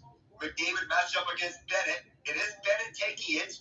They were adversaries previously in the Battle of Alberta, so have McDavid Tkachuk. This one brought down for a hand pass and whistle down. Yeah, you had the Bennett, Rodriguez, Tkachuk line out there right now. And that was a good work there to go ahead and win the draw as Paul Maurice looks on. We're almost halfway through regulation and a couple of goals here. Rodriguez and Verhaeghe. That's why Florida's up 2. Bennett takes another one, McDavid. And cycling back is Ekblad. Wafts one up. They'll be gloved down. And Tkachuk and Rodriguez, they were thinking that this was from behind the red line. It was not. So that's why the offside came up.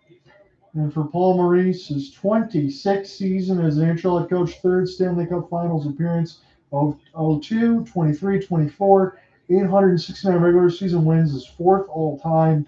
I knew he was a good coach with the Jets. I didn't think it was going to be this good with the Panthers. My goodness. Impactful of a hire it is when you go ahead and get one coach. And it was some questions initially based on the late tenure, but he was not the problem with Winnipeg, and it showed. Matthew Tkachuk, as Matthias Ekholm, race for the spot will be won by Evan Bouchard. Learn under the tutelage of Duncan Keith, and it's paid off. That quick shot bouncing up, a punch at this puck, and it's up for a brief moment. They'll cancel this one out, and the Oilers grab it, trying to clear. Aaron Ekblad was there, but he overtreated as the news has it. To the right side, this goes. Walking in is Bouchard. Down goes one. The Oilers in the zone. Connor McDavid, when that was Sam Bennett, and the offsides whistle up. The Oilers are not happy knowing that Bennett went after David. And now Tkachuk was trying to go after Evan Bouchard. So you want to make sure if you're Edmonton, just stay away from some of the other tough customers. And now a late shove against McDavid as well. But Bennett and McDavid, that was one of the things that I profiled in the preview show. Not going to be afraid to have that sandpaper against McDavid. And oh, by the way, Bennett's actually really good as a defensive centerman too, as he got a lick on Connor. Yeah, he is. 8th hit of the game for Sam Bennett. He and Tkachuk being agitators, as is noted, and Tkachuk doing what previously and last decade what Brad Marchand has done best. Face-off is won by Ryan McLeod. Darnell Nurse around for the near force. This will be recollected over the far corner by Nico Mikkola. Sticked away by Edmonton, but Tarasenko slowed down by Nurse. Rushing to this is Ceci. Ceci pinned along the wall. One of the Panthers gets slowed down. Brandon Montour towards the net, intercepted on the way there. Out for Fogle. On the near side with Kane on him. Bouncing over behind Bobrovsky. Mikkola tied up by Fogle, takes it away. Fogle looks to go back from McLeod. Can't do so as this one cleared out. Nurse rushes to this, chops it on his backhand. Ceci also tied up. Enters. Looking to enter as Tarasenko says for one up front for Lustarinens. Choked down by Nurse. Lustarinens jumps on it at the near corner. McLeod there. Several chops in it by Lustarinens, who stays with this. Lundell also there. Goes back for Lustarinens. Lustarinens again. Burden near boards and over the slot. Oilers have it one more time. Corey Perry shoots it off to Sergei Bobrovsky. Brandon Montour beats out Evander Kane. Looks to read it again. Bills has said his name a lot for these last few possessions, but he was the most active along the last possession. Montour's out to the ice, so is Okposo. In his first Stanley Cup final appearance, spent so many years swept between the Islanders and the Sabres.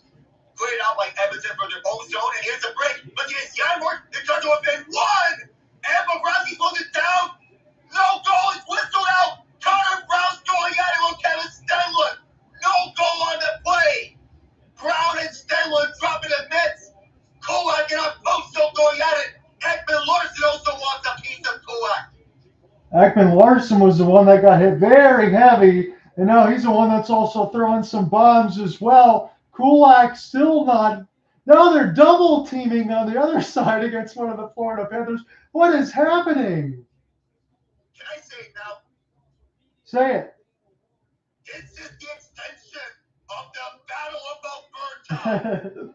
I think you could say a little bit of it there, Alec. Honestly, snow shower there late. I mean, the rebound's right there for Bobrovsky. He can't find it. I'm not going to blame Connor Brown for trying to poke that one in. And you know why Florida on the other side is playing exception to that rule. Welcome to the Stanley Cup Finals, Game 1. This is amazing. They're going to take a break with 9:36, but the fisticuffs have been unleashed. They're getting penalties all over the ice. It was upsetting penalties between Kevin Stenlund and Connor Brown as they were the first two to go at it.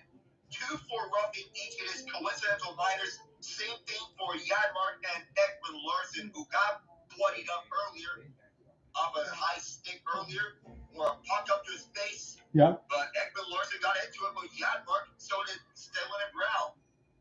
Man, I think all the intrigue that we really wanted in this Game 1 so far, we've gotten it all. We still have pretty much half the game left to go, and we'll see what ends up happening. You and I already mentioned that Edmonton needs the next goal. I think that they played a really good game, to be honest with you, quite frank, and they're down 2. So we'll see what happens, and we also have to keep in mind, if this ends up being a goose egg on the other side for Edmonton, I'm not worried as long as they keep it close, but I will have to ask you again in the postgame, can Bobrovsky do this again? Because we did not see this against the Vegas Golden Knights. No, it's not fair for me to ask that because the Panthers were so beat up. However, if Bobrovsky can play like this, the Florida Panthers will be able to realize their dream.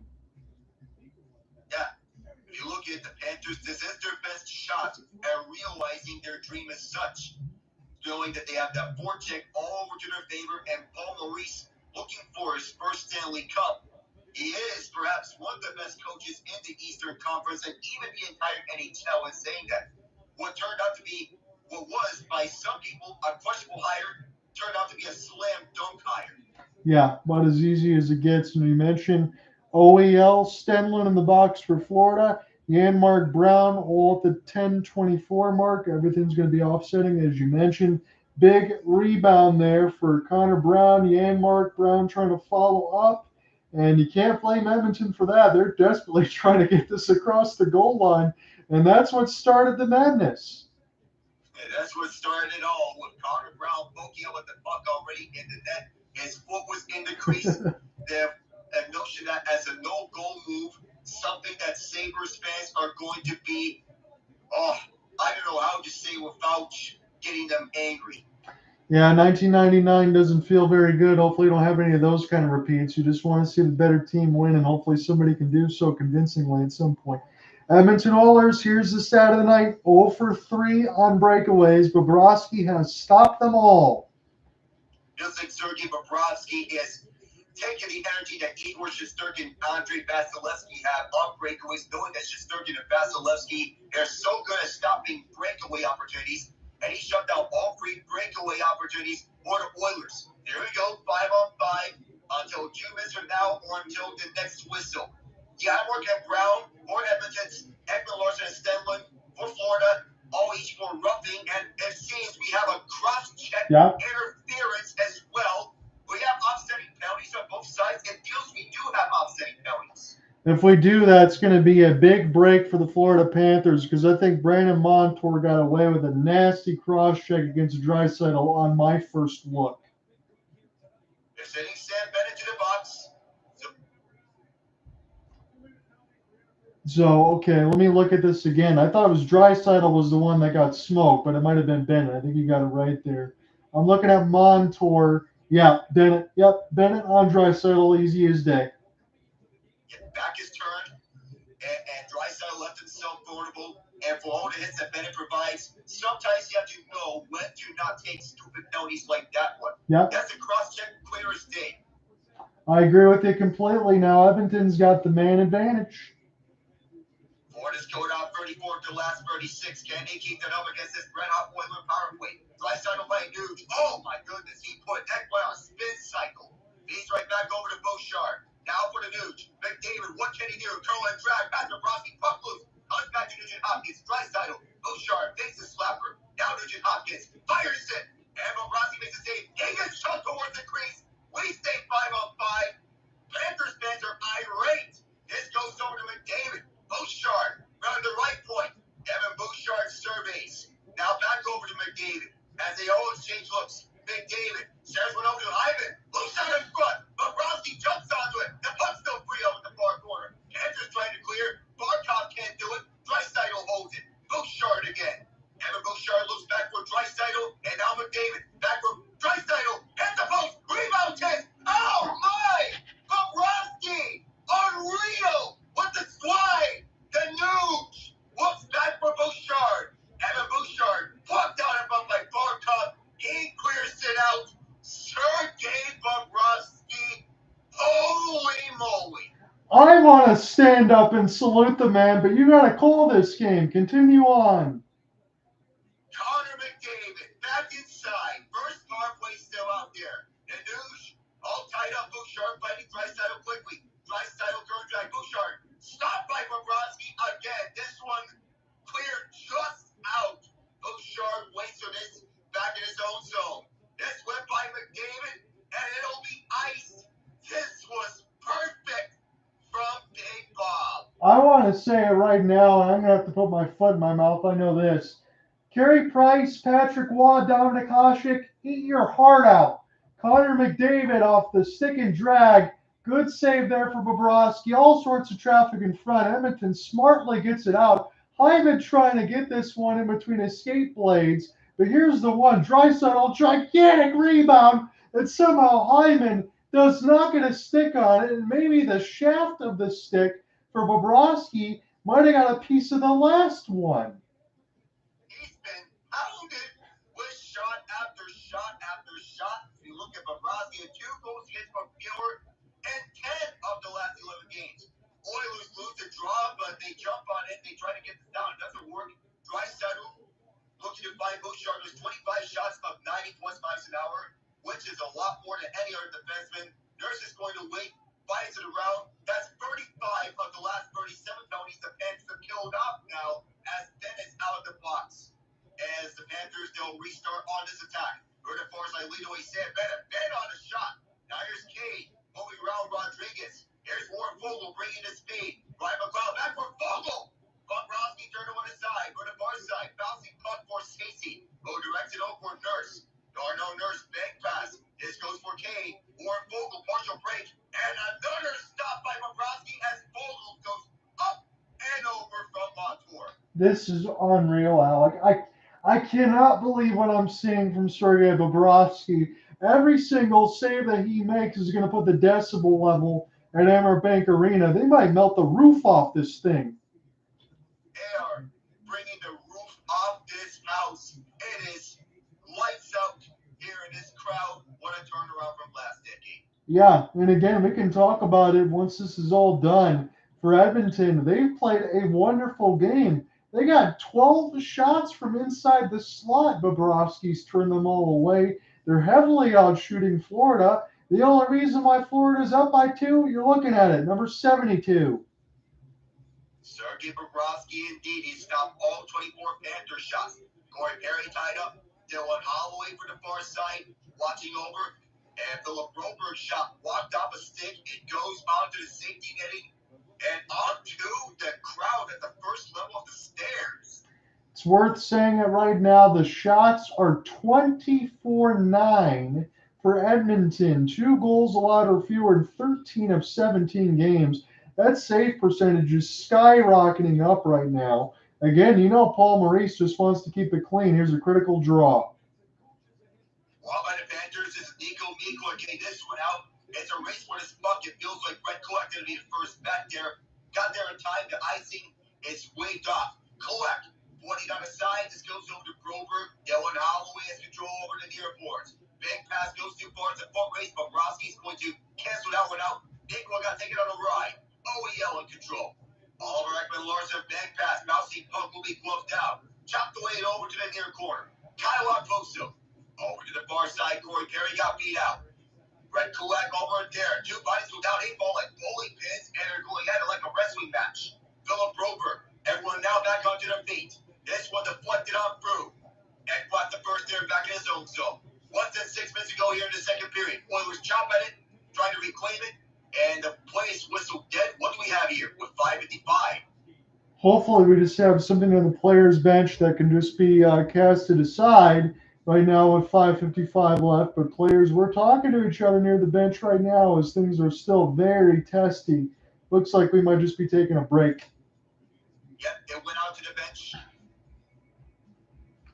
Well, ladies and gentlemen, if you didn't have your pulse elevated, then I would thinking you might be a zombie after all of this, because this is one of the craziest games I've ever seen, and this is just game 1 of this series. My only hope is we could get maybe 70% of this the rest of the way, and this might go down as an instant classic Stanley Cup final of all time.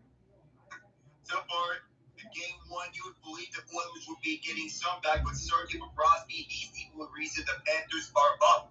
If the Panthers do hang on to win this, Bobrovsky, he should be named the first star of this game. Yes, he definitely will be. I think regardless as this scoreline continues to get closer here, as we get set from 5:55 to the third period, I think undoubtedly he will be. I still say if Edmonton can find a way to get some pressure, they're not going to get shut out. I think they're going to get one. they're still playing well enough, Alec, that they could actually tie this thing if the Panthers aren't careful. So I think there's a lot of game left to go. But man, oh man, in between Sergei Bobrovsky, I cannot say it enough. I mean, he was stacking the pads. He was flying all over. He made about 4 saves in conjunction off the rush. He's already stopped 3 breakaways, and he might need to get close to 40 saves if they want to win this game. Perhaps because the Oilers, they've been lights out, shooting at it at will. I mean, 40 saves is a realistic look at it. If we're looking at it, the Oilers, they may be on track for that total. I can't really do much about this with the Oilers. They've been all over the ice. Right. Just cannot beat the man in the crease. And with McDavid doing his best Herculean efforts, and the Panthers basically locking him down. Yeah, and Bennett, that was a big hit on the other end as he got cut near the chin. He had that big old lace bandage as they got him all set up. McDavid back on the ice in the neutral zone.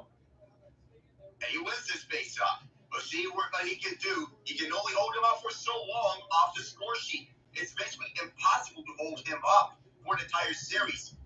He tried to go back to him. Zach Hyman did. He gets knocked out. McDavid also there in the midst of it against Barkov and Forsling. Out here, a dogpile on us. It is the news emerging away from Barkov. RNH tied up by Barkov. This slice on to Verhaeghe. He had the first goal of this game. McDavid caught up with him. Bouchard, he got sticked up. But his echo afterwards over the far corner. Away from Verhaeghe. He just got on to Barkov. A quick shot. Skinner turned aside for save number 8. Hey, that's what I want to see a little bit for Florida. I know it sounds like I'm talking about a team that's not up 2 goals. They definitely are. Get some shots and start to push this thing the other way. It feels a little one-sided. And to be fair, for all the talk about the Oilers penalty kill, the Panthers penalty kill is Yes. just as lights out. So power plays may be at a minimum. Power play goals may be at a minimum here, and whoever scores on the power play well earns it. Absolutely. Again, Florida has been just as elite. It's been fun to watch 2 elite specialty teams go at it. Brandon Montour early shot. Now it's turned away by Skinner, who might have went wide, jumping onto his Edmonton as they look to move it up. Through the near side, waiting with this is Dylan Holloway. Over the near side, chopped away by Bennett, who takes a spin around Holloway, trying to jump back in it, does so as well. Sam Bennett restarting, around from Draisaitl, for the far side, Matthew Tkachuk in the way there. Spun back, Florida waits as they make some changes, seeing that they're offside. 4:45 to go here, second period. Oilers need the next one. Draisaitl with a curl and drag around Anton Lundell. Near side, Holloway, return beat Draisaitl. Montour's in the way. Draisaitl stayed too far for it, and Montour gets this one out for Lostarinen. Lostarinen decked by Nurse. Tarasenko's in the zone, however. Tarasenko pins towards the wall. Behind it as this goes, Ryan McLeod jumps on it. McLeod goes for right along the wall. Oilers game, this is Nurse. For the near side, Bobrovsky slows this one down. He's been the MVP of game 1. Dmitry Kulikov starting back up with this. Deflected side by Stenlund. And what the Oilers are saying icing on it with 4:08 to go. Good time to strike here. Yeah, it is. I think this is the time where they need to do right now. I mean, again, you do have a third period, but you want to see something if you're Chris Knobloch. If you're the rest of the Oilers, let's bring it in and feel like we had a successful period. Again, I didn't even know Gustav Forsling was the 126th pick. Man, the 2014 NHL draft was nasty. And the shocker here is he was picked by the Vancouver Canucks. and that he was a waiver claim from Florida. Joe Quenneville knows him well, dating back to days when he was in the Chicago farm system. Now he's emerged as arguably the best defenseman on the Panthers. Hard work does pay off. But at far side, Sam Reinhart sticked away. And for those wondering, the 5th pick of that 2014 NHL draft was picked by the New York Islanders by the name of Michael Dowcall. Forsling at his own zone to Verhaeghe as Florida gets it out. He had just 10 shots, 2 of them beat Skinner. McDavid goes back. And the Oilers restarting now. 3:30 left to go in the second period. This goes aside for Ekholm. Matthias Ekholm, the ex-Nashville man, moves up through this ice. His former defensive partner was PK Subban. He now works for the ESPN studio booth. Now up this goes. Stays in play off the boards after a block. Forsling looks to get out and does. Will be settled down by Kulak. Brett Kulak. Evan Bouchard's back onto the ice. He has 27 points in the playoffs. Third the NHL leader among defensemen.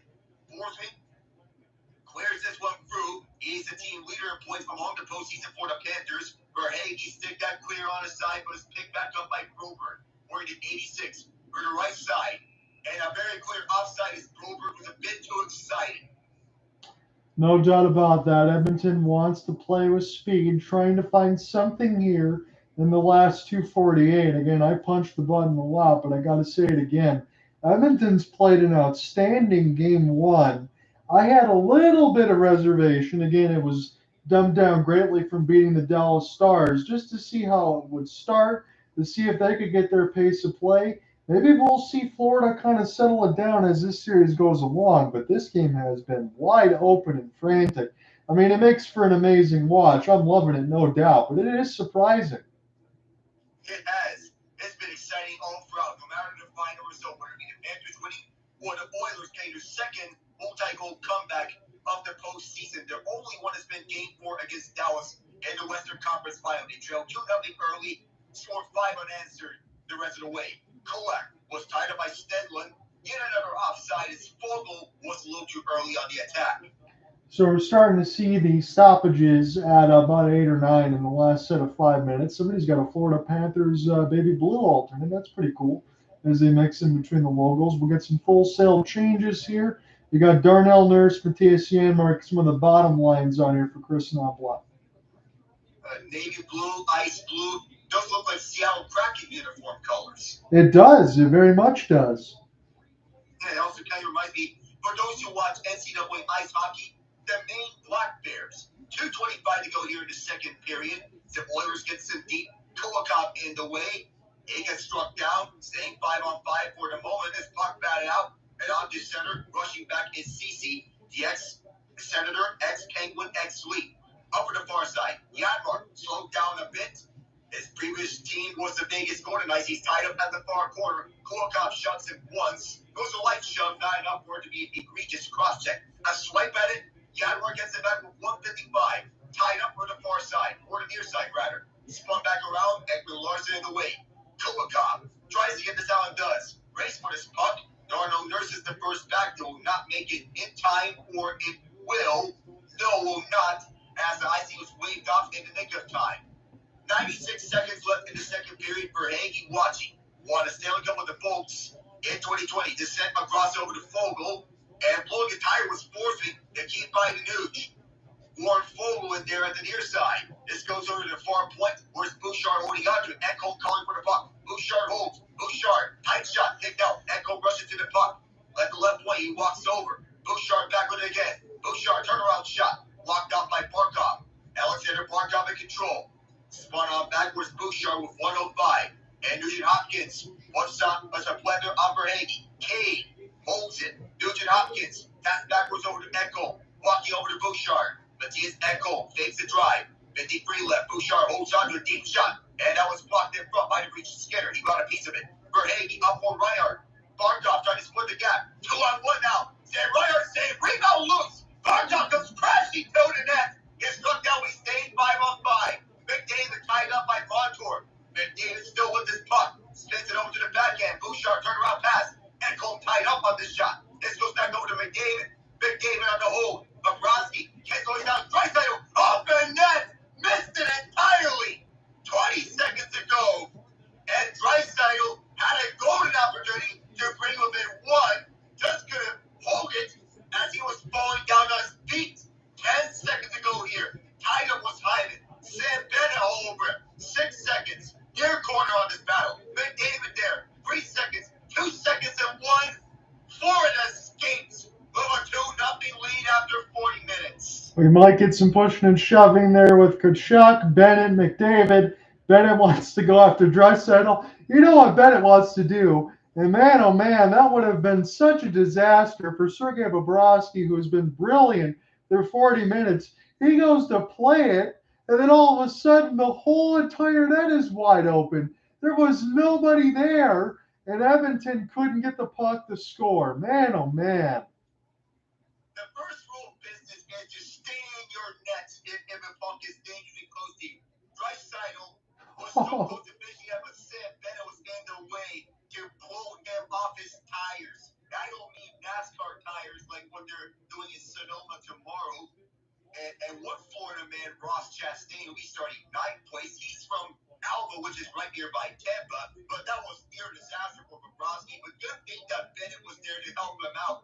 Otherwise, it could have been Steve Dangle yelling at the top of his lungs, "If you're a goaltender, can the goal!" Yeah, I was thinking the same thing there. I'll be waiting for his cup check video after all this stuff too, and follow some of that along because you know he's going to mention it.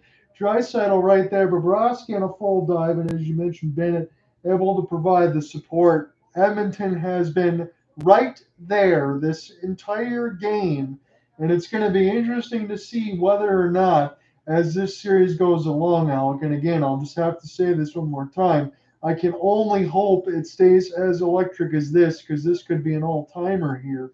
But if Edmonton can continue to keep this pace of play, this energy, they're going to make this a long series. It's going to take some time, but eventually when they break through, they'll break through. And what the heck was it? An animatronic rat? I just hope it isn't anything like Chuck E. Cheese or Freddy Fazbear's Pizza if we're looking at it. The first Cup Final home game for the Panthers, that was Game 3, 1996. The Avalanche won that Game 3-2, but the first goal the Panthers scored in their first home Stanley Cup Final game, everybody was throwing grass onto the ice. It was the loudest moment at the old Miami Arena. That's so cool to be able to see that. And again, wonder how loud it's going to be if the Florida Panthers end up lifting this thing. We'll see how long this series will go. I mean, that's about as good of a 40 minutes as you can get to start a Stanley Cup final. And we just have to mention it one more time. I mean, Sergei Bobrovsky, it's 26 saves. I know he almost had that gaff, but the almost didn't turn into one. Stuart Skinner, 10 of 12. But you saw it in the second period again, Alec. Sergei Bobrovsky, there was a sequence about 4 or 5 times. He's able to swim right to left across the crease, deny multiple rebounds. He did a pretty much full somersault, stacking the pads like Hasek. He was locked in yet again. Yeah, he was. Well, Stuart Skinner, he has a lot of work to do. I feel he'll need to have a bounce back game in Game 2. A split, maybe what we expect here for the Oilers in these first 2 games. You don't expect the Oilers to take Game 1. I feel the Panthers are better equipped to take the first game of this series. But Game 2, I feel this where the Oilers, they could bounce back with a win. But Sergei Bobrovsky, he's been the star of this show already with 26 saves. And it almost would have been a 2-1 game had it not been for Sam Bennett helping out Bobrovsky, because that was near disaster as Bobrovsky lost control right behind Draisaitl, was hungry to poke him through. I feel Draisaitl, if he had 1 extra second, I feel he would have either buried that, or if there was someone that he could dish it to across, he'd slide it across between Bennett's legs, and the Oilers right there would tap it home, and Steve Dangle would say his line. Yeah, that was as close as it was. I mean, you can't even say inches. It's almost centimeters in a sense for a goal there. But the Panthers able to survive. Again, we had a whole boatload of penalties, pretty much all at the 10:24 mark, although Sam Bennett did get a boneheaded interference call against Draisaitl. But Stenlin, OEL went to the box. And again, OEL was already cut across the face from a bone jarring hit in the first. But that was against Matthias Janmark and Connor Brown. And then Connor Brown and Janmark return the favor on the other side as we get some offsetting. We saw a lot of physical contact. You had an opportunity for Janmark as the shot was saved by Bobrovsky. Connor Brown went to go try to finish it. Bobrovsky had it underneath his pads. He almost couldn't find it. That led to a shoving match, and it turned into a whole heck of a lot more than that. There was all sorts of mayhem at the end of the second period. Plus, with that no-goal sequence for Connor Brown, and let's be honest, it was the right call knowing that Brown poked it with the puck underneath Bobrovsky's pad. And with this shoving match, not to mention about Brown's skate entry inside. So that's what they ruled it at. But all sorts of mayhem broke loose between that and the end of the second period. You would not be surprised if this was the end of it or someone were to drop the gloves. So I did mention this, and I mentioned this in totality, not just for the period or going into the third period. That one team I think is going to get to 50 hits. Well, right now, it's just that the Florida Panthers already have 48-26 on the hit board. So if you take a look at the hits per 60 and everything else that we had there alongside the numbers, and I'll have to scroll up here a little bit. But the hits per 60 was Florida 42.5. They're already at 48. I mean, they're threatening about 65, 70 hits now. I happen to think that's unsustainable. And if that does happen to the Edmonton Oilers, somebody's going to end up in a body bag. Yeah, either that or they're going to be sitting onto the side watching from the press box their team because it feels there's too much heavy-hitting action as we look at Steve Levy, Mark Messier, and PK Subban one more time for the second intermission. For Henry Rodriguez, the goals here is to give you the reset, but it's been a heavy-hitting action. That's what the Panthers even know for.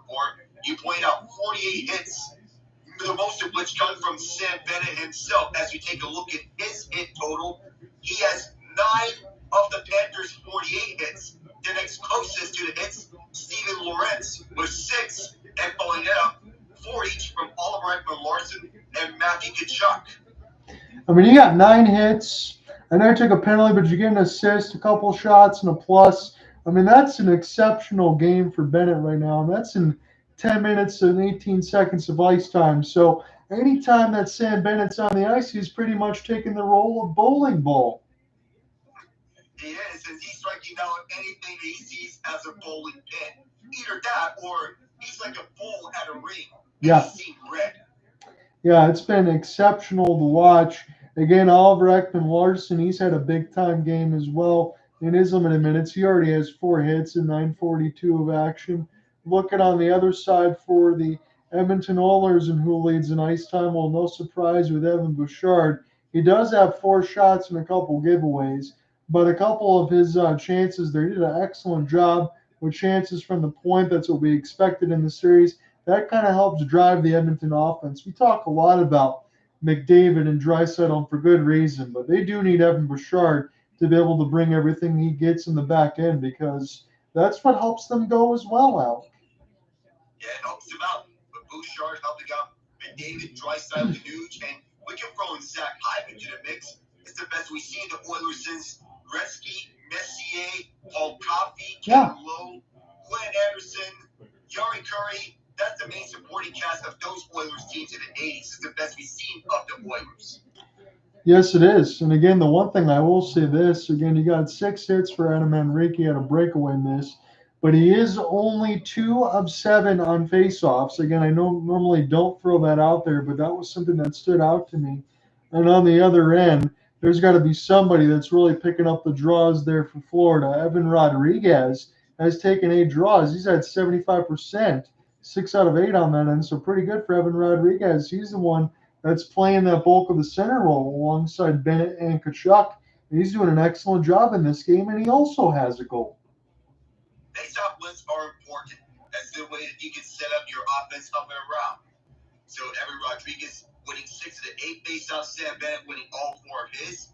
And with the top line, this also applies to Alexander Barkov and Sam Reinhart alternating turns at the face-off dot. Barkov has taken 3 of 6. Reinhart took 3 of 5. Yeah, good work there on that side for the Panthers. At least it started the puck possession, but then we've had some back and forth play. I mean, the Oilers, if you would have told me going into this that the Oilers are going to have 3 breakaways, how many goals do you think they would have scored, Alec? At least one of them, correct?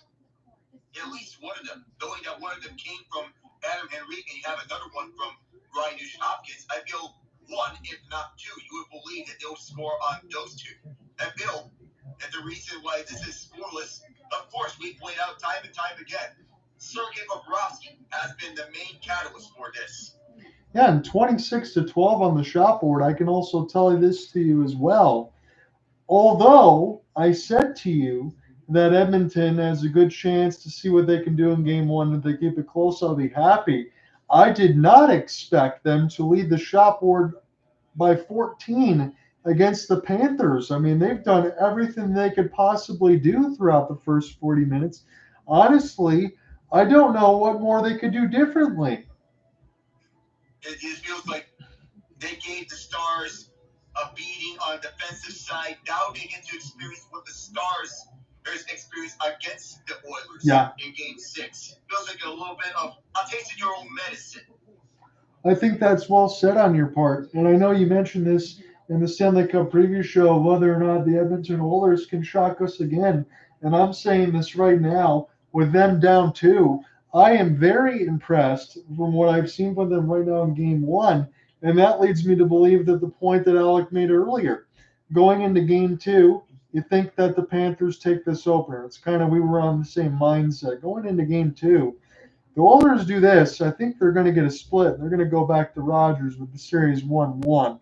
Now, if Bobrovsky can play this way through the rest of the series, then we'll change our narratives. Obviously, I think he's having one of the greatest goaltending performances I've ever seen, and we're only through 20 minutes. I know there's been a long history of NHL games, but I'm telling you right now, the saves that he's made has been stacking up with there of all time.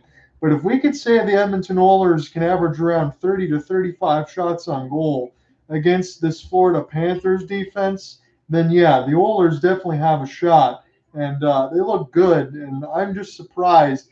I don't know what it's going to take. I don't care if Stuart Skinner has to shoot this thing the length of the ice. Somebody's got to put one in the back of the net for Edmonton. They've played too well to be down 2-0. Yeah, someone's due. Someone of the Oilers is due. But I don't care if it's McDavid, Draisaitl, even any of the depth guys. You would think it's Corey Perry, who is 39 years old, is still going up around strong in the NHL. Anyone, you would think they're due for a goal here for Edmonton. They've been too good to be completely blank here. And the other thing, too, we can say is this. Their 5-on-5 play has been pretty good as well. So we've gotten that answered. We talked about maybe that the 5-on-5 play would be an advantage for the Florida Panthers so far, and it may very well be. This is still just game 1, but Edmonton's done well there. They've matched the physicality. They've matched the speed. They've got probably the more dangerous chances. I understand a couple breaks there stopped by Bobrovsky. And when you get Evan Rodriguez all alone in front of Stuart Skinner, I mean, there really isn't much you could do. I mentioned I did feel bad for Stuart Skinner on that side with a couple of chances, but if you're Edmonton, I wouldn't change a damn thing. You just hope that you have to go into game 2 with the fortunes being reversed as we get a little look at the NBA side. I know you're going to be busy tomorrow night, my friend, with the NBA Finals, but as we're getting set to end this second intermission here for Edmonton and Florida, give me your thoughts for the Mavericks and the Seas. So to start off in game 1, Boston dominated play throughout. Even when they were up 29, it felt like they were still in control. They had the perfect defensive game plan for Dallas to shut them off. Whether it be using Jason Tatum to guard the bigs to take away the pick and roll options with Daniel Gafford and PJ Washington, Derek Lively held in check. Speaking of Lively, it felt like the lights were brighter than he expected for him because he was one foul away from being tossed out of the game with minutes to go in the third quarter. He didn't have a single point until it was already too late. It's just game 1, but you expected a rookie to have a big bounce back later down the series as the wear and tear goes on. But Kristaps Porzingis, what a performance with 18 points and 3 blocks in the first half alone. Well, calf injury feels like he's unbothered by it, considering that he's back like he never left. 10 games missed, you would not notice it with his impact. Jaylen Brown being a menace on both ends of the court, with his team leading in points, being the leader on both sides. He's been showing it out, and he's been taking control of this by-committee approach for Boston, which they're comfortable running on a by-committee scoring approach. Yeah. Is alternating turns between who gets to show out on the paint, along behind the arc, all over the place, scoring-wise. It was Jaylen Brown's turn this game.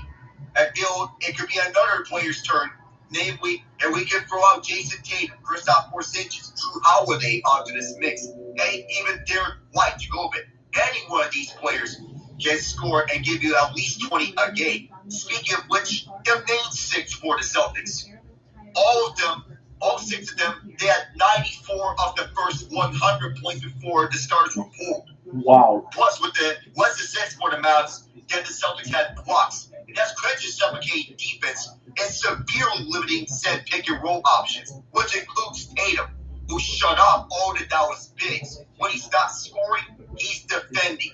And that's how impactful he is on both sides of the court. He's not a top 5 player, and we may not rank him as a top 5 player, but he's a superstar, and I'll say that and continue to defend him in such a regard. Again, I saw the quote that you ended up reposting there alongside with Jason Kidd trying to throw a dagger in between Brown and Tatum for a little bit of showmanship, but you are absolutely correct, and that was a perfect answer for Jason Tatum. So they're trying to throw a wedge in between, but we know how important everybody is to the team, and it takes everybody. And you said it perfectly. In between that six, and Porzingis included, scoring all those points, that the Celtics can essentially switch everything, still dominate on defense. I was going to ask you whether or not Porzingis needs to have that type of performance again in order for the Celtics to win this series. I think I know where you're leaning and probably say no, not to that level. But, I mean, that was beyond impressive. And I think I know going into it, this is really a must-win for the Dallas Mavericks. Again, it's a little bit of a different switch there between Edmonton and Florida. I think we're okay with it right now because Edmonton's been able to show that push. Dallas needs to not get off to such a slow start. That first quarter got away with them. And as you mentioned with Lively, with only a couple of points there, I'm not expecting him to score 20, 25 points, but he's got to be able to stay on the floor, get some rebounds, and protect that paint, because if he's not doing that, then Dallas is going to have a tough time. Yeah, you want to shut them down later.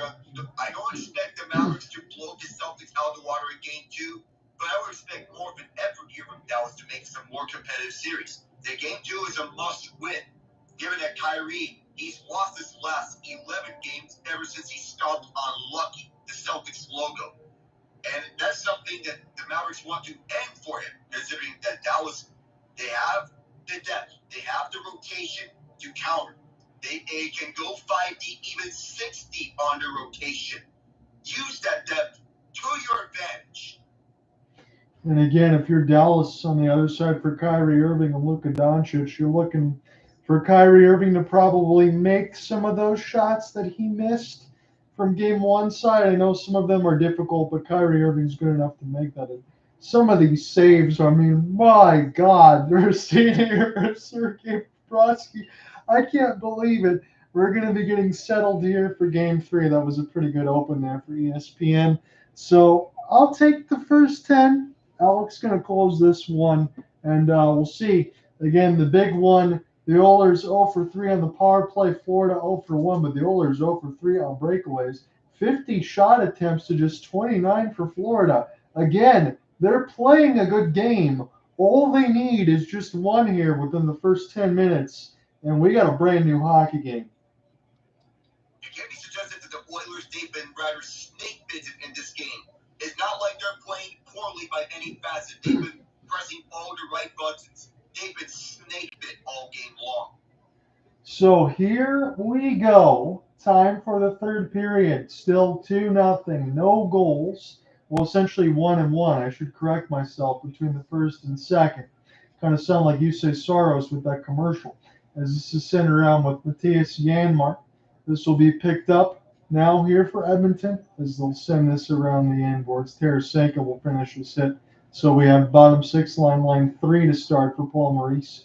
And 66-0-4 in the last 70 when leading after 2. That tells you absolute domination here for the Florida Panthers. This is their best period.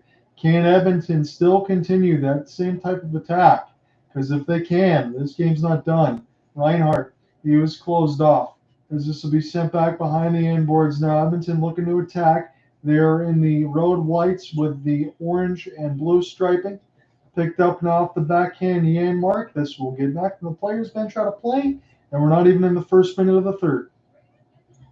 So for reference, as we point out time and time again, the last time the Panthers, they lost when leading after 2 in regulation, that was against the Vegas Golden Knights just last season. Ever since they've been 66-0-4, including playoffs. 1906 third period, the Oilers, they need to get something here.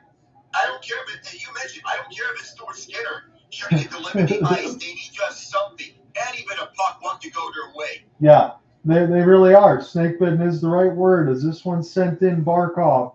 Barkov now. He'll get it after finishing a hit. Try to send this around the cage for Verhaeghe. And this is a big-time cross-check. Draisaitl able to use that big body to keep it alive. Florida steals. Now Evan Bouchard with a couple of shoves. This is near the left side red line. Forsling joining on the fun. Ekholm trying to find it. It is a bouncing puck. Now to Ekblad. He'll chip it safely down. And now Evan Bouchard will start again. Florida will back off, but he'll leave a line change and start again. It's all four lines that'll buzz at you like a swarm. So you got to be careful with that. But Edmonton's done a great job not to succumb to the pressure. They just need some sort of puck luck. Bennett, here's a good pass. This will be a race in now for Tkachuk. Will able to get to it first, and he gets hit hard near the right side boards. He holds on to his head. He does pop back up now. We've seen some massive hits as this one goes back down for an icing. Hopefully Chuck's okay. He's feeling his head. Not getting a replay of the hit right now, but he's definitely feeling the effects of it. We got a little massage there along the head to ease that pain off as the Bennett line goes up. That's a much needed break for Tkachuk to rest himself. Don't push yourself too hard. Nope. And for McDavid, you still see him with the big bandage on the ESPN side of the camera cutaway. Again, game two, at least you won't have to wait too long for Alec and I to be back on the broadcast side. That is Monday, about 8:15 Eastern as well, as we'll get back into it. Then we go to Thursday on the other side after the change of venues and the long plane ride. 26-13 on the shot board. Edmonton still doubling up Florida as we get another aerial camera. Montour now in Kane as Brandon able to push this one just ahead, and now Florida can take this right to left for the rest of this third period. They're in the red home jerseys with the blue pants and the white striping on the skate legs as this is sent around for Skinner. Picked up now by Kulak and McLeod off the backhand. It's Corey Perry. They'll settle it down. Tarasenko will shovel it in. Skinner will drop this one back off. Tarasenko gets the steal in the left side. Here's a chance for Florida to try to shoot near the top right of the post, but that missed everything. Now an opportunity the other way. Kulikov, he didn't want to get caught off guard off the back skate. Edmonton find the entry. Holloway somehow kept the puck alive. That was ridiculous as Perry gets through a couple hits. OEL pick it up off the backhand. It's still loose. Now Anton Lundell, in third-year player for him, but he had a really good rookie season a couple of years ago. As he will settle this one back down. That line will take a change. Opportunity now, Forsling, get things going. This is game to the right side of red line. Speed in for Verhaeghe, a drop against the wall. It's Reinhart. Carter's got it. And Ekholm with a big boom. 210th career playoff game for Corey Perry, most among active players. This one goes wide on the left side. And behind Skinner, here's a one-timer off the left side red line. Picked up by Verhaeghe. Try to settle it back around the right side. Here's a rush in there for Ekblad. Try to pinch. Got to be careful there if you're a defenseman and doing that. If you miss, your forward's got to be back there protecting you because Edmonton's already had a few breakaway chances, although they missed them all. Forsling, this one toward the net. As this will be settled back down by Edmonton. It's Evan Bouchard off an outstretch. This will be a harmless pass, but McDavid will get to it. And now Edmonton gets to their offense. Can they get something going? This is back in behind the cage. Now to the right side, it's off a wrap-around attempt, but it's canceled away by Florida. It's stolen. Draisaitl 1T, try to find a centering pass for McDavid, but Bobrovsky's there. He'll hold. Business as usual for Big Bob on that center feed. Back across the one-touch pass. Dry. McDavid. No, sir, says Bobrovsky. As Zach Hyman, he kept this, stealing it away from Alexander Barkov, who one of the least likely plays that you would expect to have the puck stolen away from him. It was a good keeping by Hyman. You find Draisaitl and then McDavid. On the left circle, of course, it is Bobrovsky making save number 27 of this shutout. Defensive zone draw win here for Florida. Safely chip this one away. It goes back down. Here's a race. 5 shot attempts, 4 shots on goal, 18 minutes of ice time for Connor McDavid. He's been good. Again, the Edmonton attack has been good, but Bobrovsky has been better. This is near the right side. This will go back to D. Here's a tip. It'll go wide and behind the cage. Florida desperate to get it out. They'll rush. Again, Ryan Lomberg has been a healthy scratch. That's someone they can definitely put in the game to if they want to. And the reason I mention that, it's been a total of 83 hits combined Edmonton's got 30. Florida's got 53. So we're going to need some ice bags after this. OEL off the back skate. It bounced away from Kane as Edmonton sends it in. Bobrovsky now for Kulikov as they'll try to take it right to left. A good pressure there from the Edmonton forecheck. And this takes one of the Panthers down. That's Bennett. He'll go pick up his drop stick. And now Bobrovsky. Settle it back across his defense. Almost double team there from the Edmonton forecheck. So they're trying to do what Florida has done best. Now the reverse hit again as the hit counter continues to climb. It might break the screen as this one down near the right side almost got through a bowling pin hit. Now Fogle off the drop. We'll try to get it near the right side wall from Philip Broberg. Broberg will watch this one as it gets sent back down. Third period goal differential plus 36, which was first in the regular season, plus 13, first in the playoffs. That is the vice script that the Florida Panthers can put on you. You can say that they survived the first two periods, and you'd probably be right, but the third is usually when they slow it down. Forsling, Tarasenko, wrister, and Skinner hasn't seen action in a while, but he's got it in the trapper. Vladimir Tarasenko's a smart shot on the entry to slow that down. As you say, the Panthers are basically slowing down the action here in the third period. They can wear you down in two ways in the third, whether it be scoring in the clutch or by slowing the action down to stifle the opposition. And here's the thing for me. It's just game one, but kind of like a boxing analogy, correct, Alec? I mean, when you look at it and you throw those body blows, it kind of wears you out as the rounds go on. Well, the rounds in the Stanley Cup Finals, we can get up to 7 games here in this last round. Keep chopping away at that tree if you're Florida. Throw those hits. Keep that lead. Take this game. That's going to take a boon for you as this series goes along and maybe wear out Edmonton because you keep that many hits going on, I don't care how many bodies or line changes you have, these guys are going to get beat up. Did you say that the net counter is going up, that it's going to break the screen at some point? Yeah. It's insane. I mean, I've never seen – I knew that Florida was a physical team. We said they were the most physical team in the NHL. It's correct. But, I mean, they're threatening about 70 hits in this game, and I just don't know if that's humanly possible to keep that up for the rest of the series. It's incredible. Yes. Insane how they manage to stay together despite throwing all these hits thrown left and right. Most physical team in the NHL, you expect that at some point it may catch up to the bodies, that the wear and tear may show up. You remember these are bodies that are fresh. Yeah. They're not aging at this point. They're not seeing something of a fourth line like what the New York Islanders have, where the wear and tear for all those years caught up to you. These are fresh bodies. They're early onto their careers. They have so much left in them.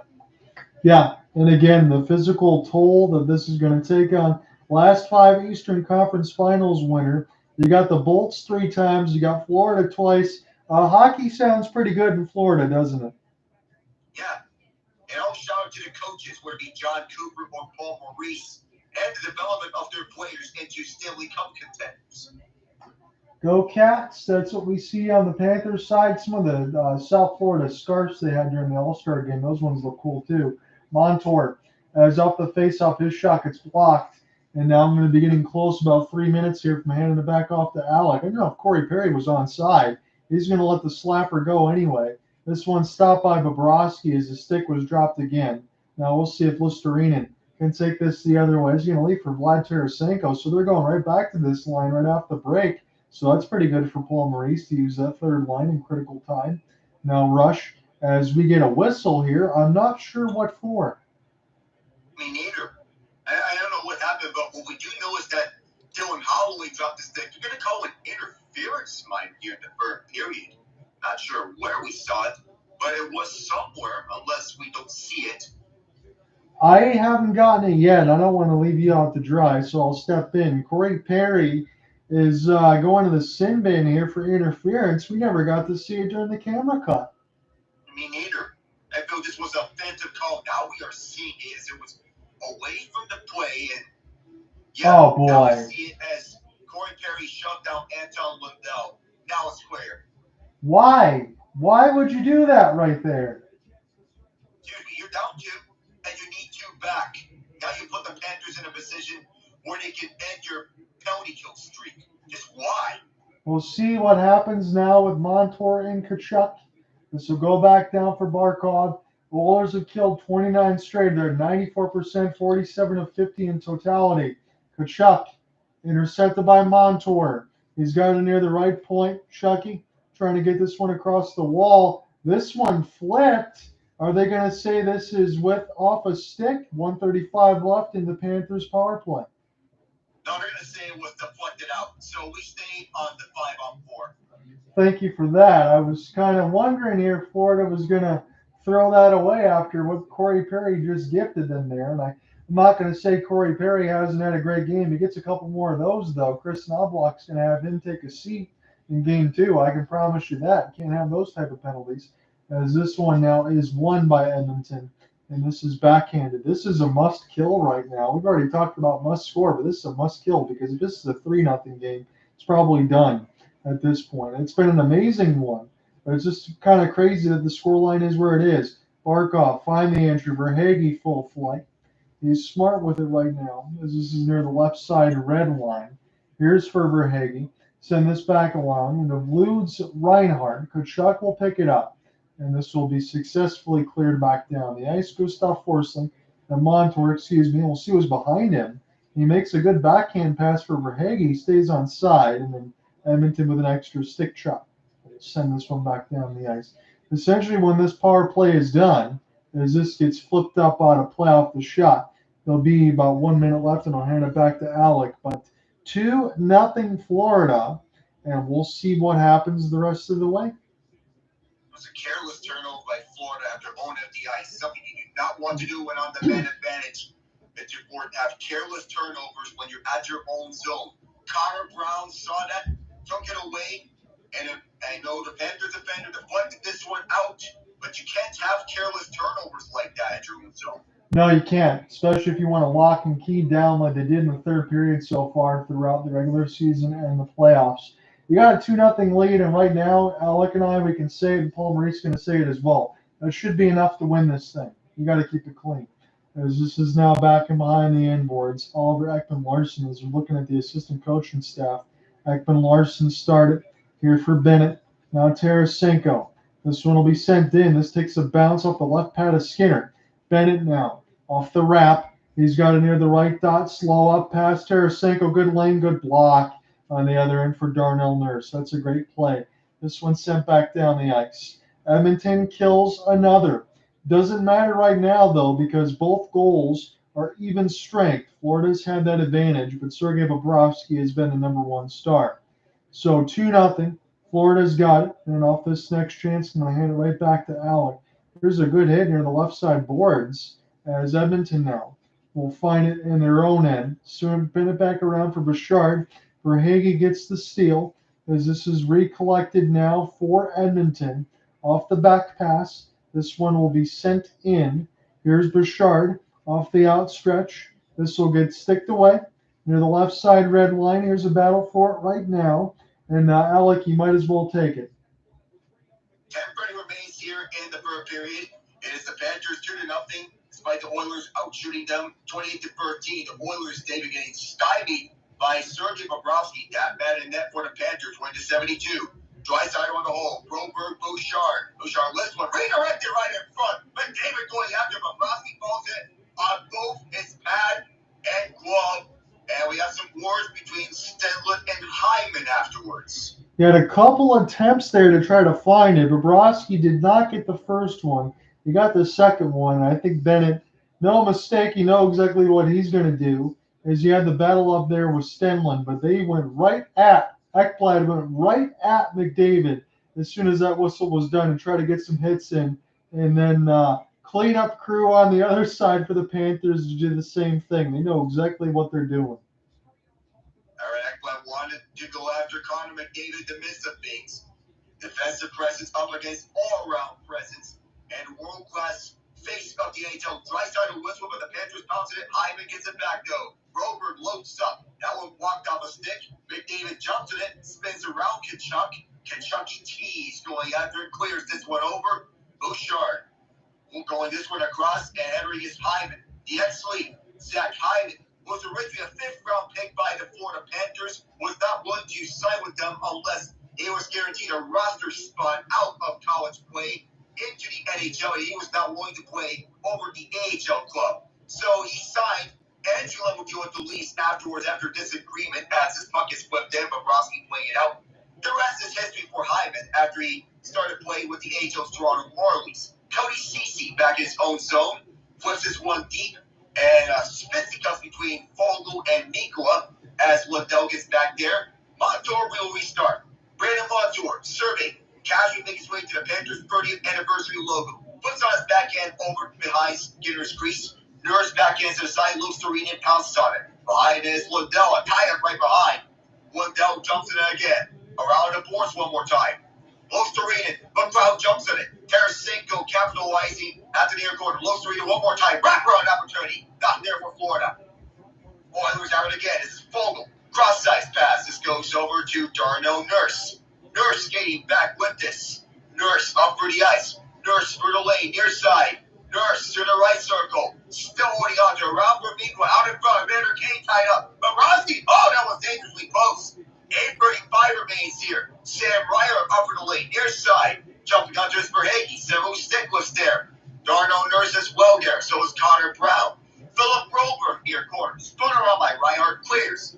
Now up for center ice. Kolakov jumps onto it. Second still with Florida. Shots in this period are 3-1 Oilers, as it's more of an offensive battle here in this final regulation break. This bug bounced by Broberg. Brown jumps on it. Janmark sandwich at his own zone. Goodness.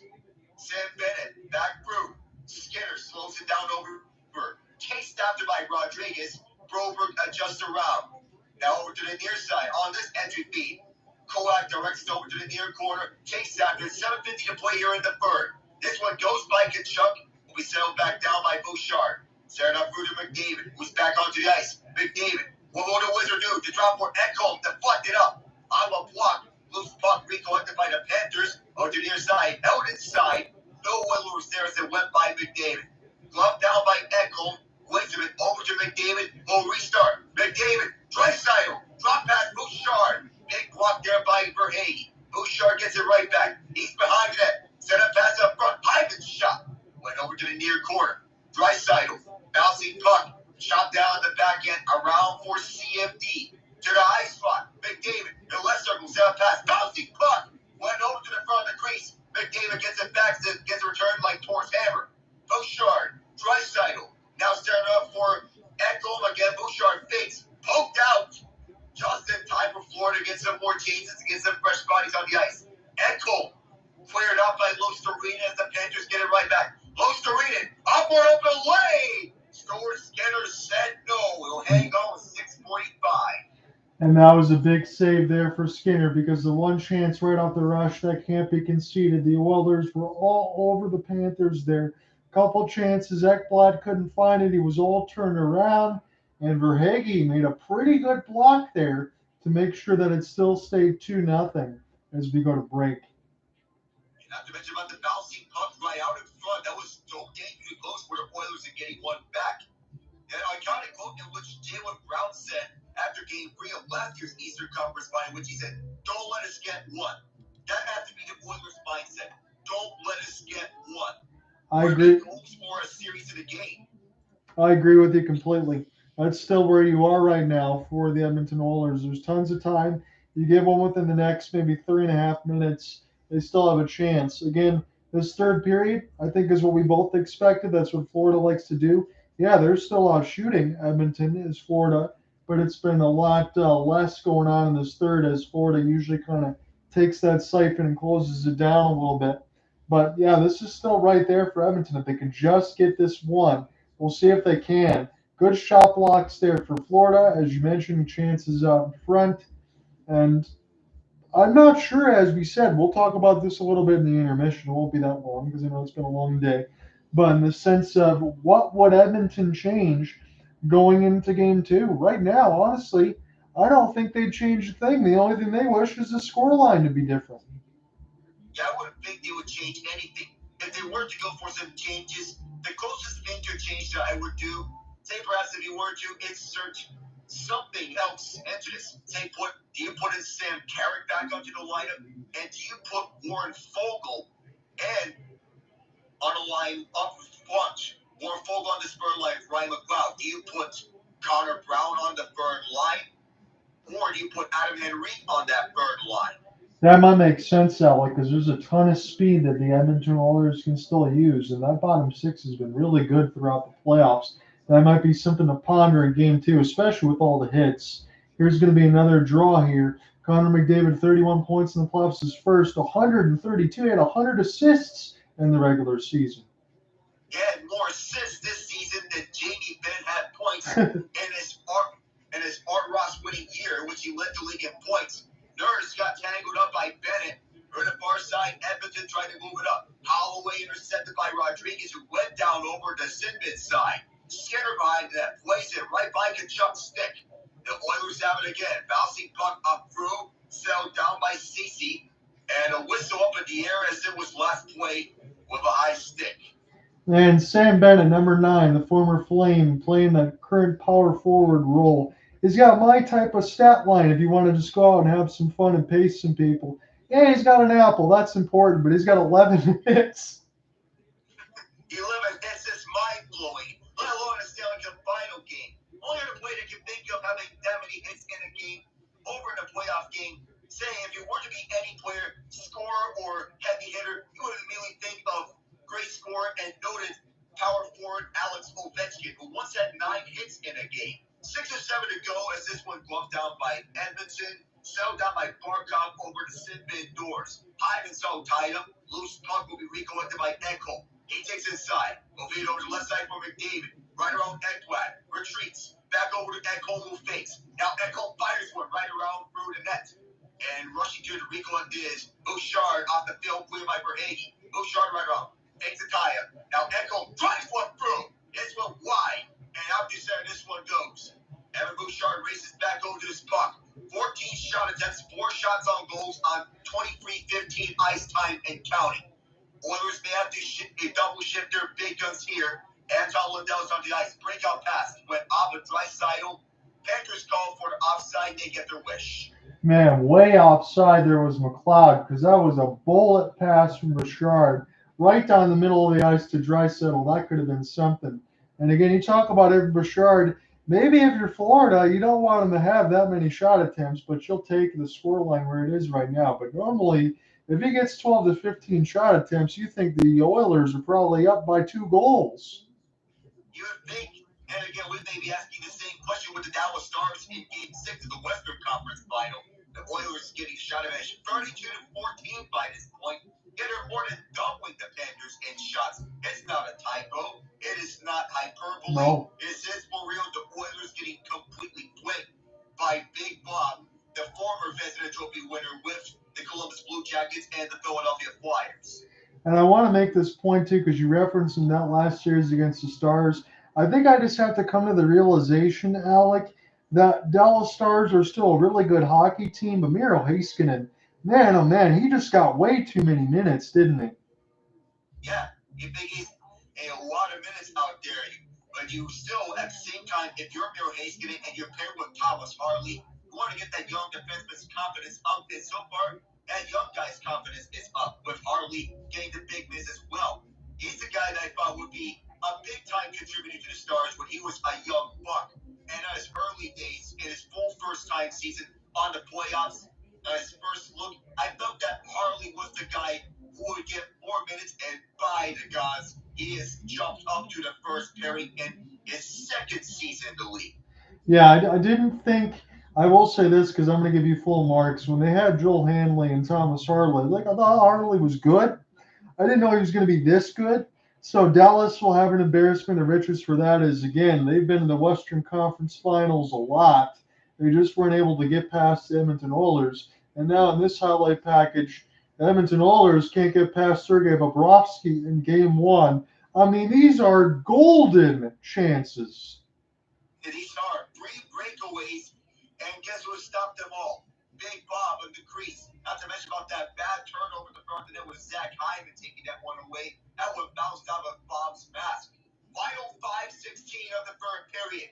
Stay tuned for the finish. Stand by, the Oilers do make a miracle, as unlikely as it is to happen, but nothing there on an early look.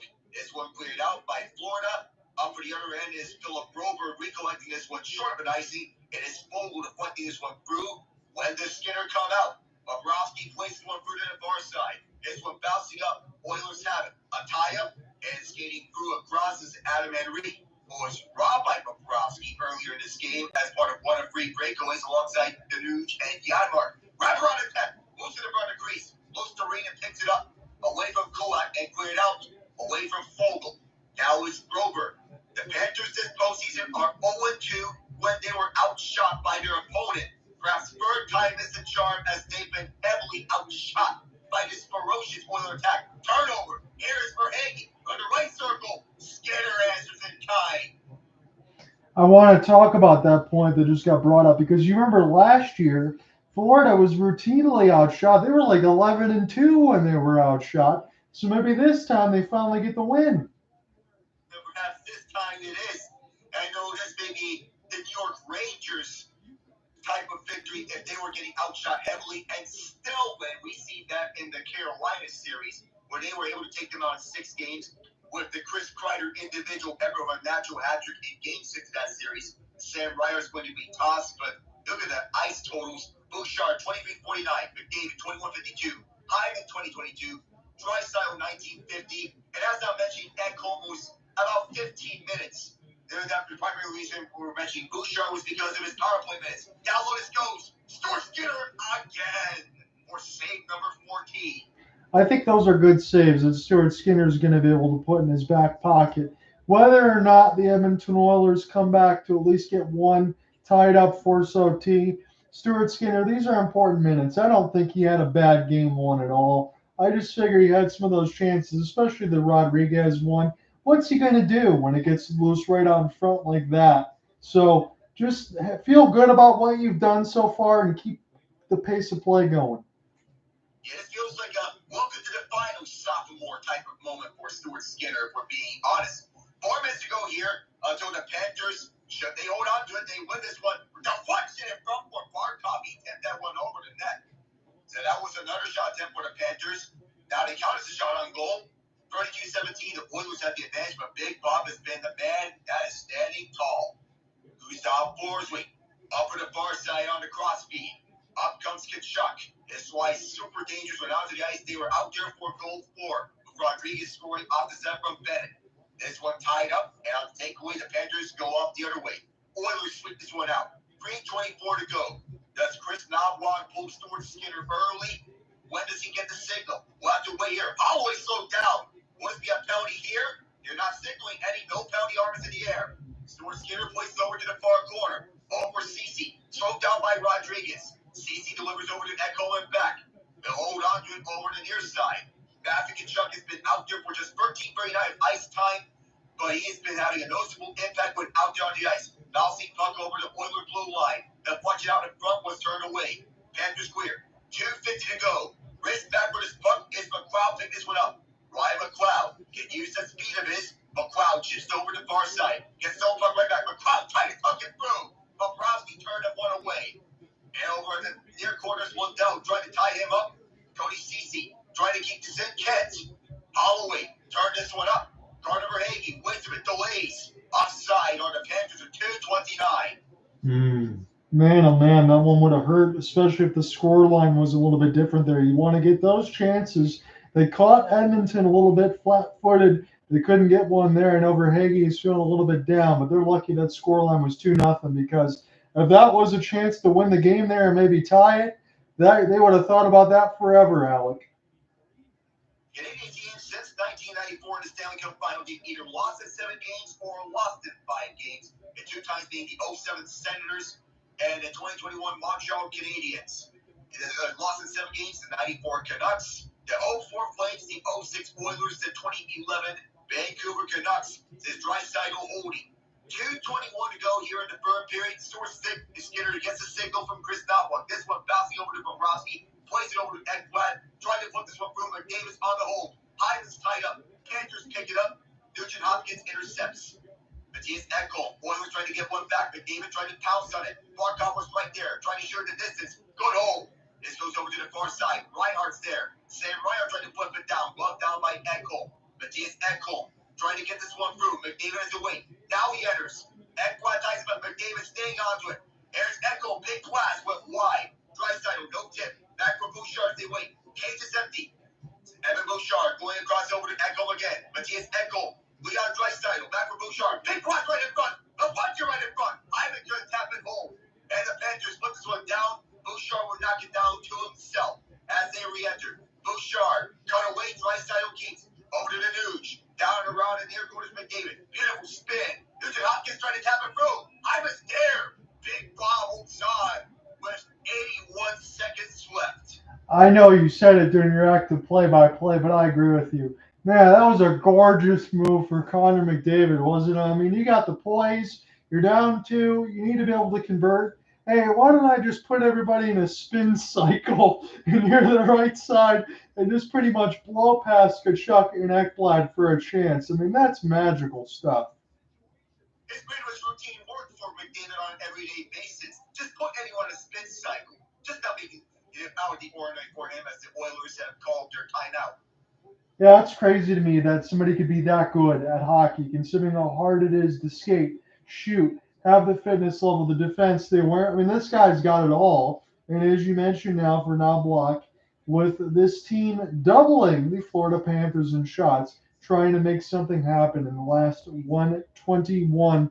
All I can say, Alec, regardless of the way that it's gone, it's been a fantastic game 1. Been happy to have you along here with me. This has been as good of a broadcast as I think we could have imagined, and I'm glad we're able to do this one. Oh, yeah. So happy to have you here as well, John. It's been a great game of hockey, not only for Sergei Bobrovsky, but even if the Oilers don't score, it's a great first start at this. Yeah. This is exactly what we wanted to see in the series. Both teams giving their best at times, and Edmonton's showing you a lot. We'll see what happens in game 2, but we got 121 left in this one. Yeah, Draisaitl was 11-22 on faceoff. Sasha Barkov 5-11. Who's it going to be? Draisaitl with some help. Well, he'll have to do it again, though, because of a false start. I think Draisaitl was getting the boot. That's unfortunate there. Draisaitl tried to draw back to Bouchard for the bomb, and then maybe for Edmonton, since you called the timeout, a quick tip during this, try to get something to answer quickly.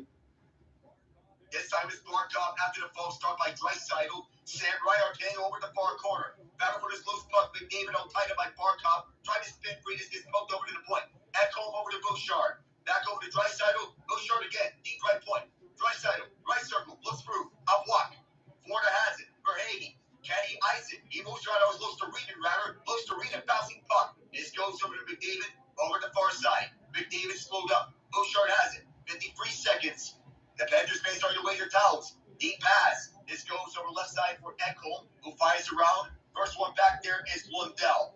Tie up over the near corner. They get all matched up with one another. Fans on their feet here. We can't even see Bouchard for a split second. 35 seconds, so this goes down for the ice. Recollected by Ekholm. The Panthers essentially playing keep away here for the remaining 30 seconds left as Draisaitl sees one go too far, but the icing is called off. This one goes out of play. Is this going to be a deflection out, or is this one on its own? 24.2. Think will get batted down. We'll continue here. No penalties.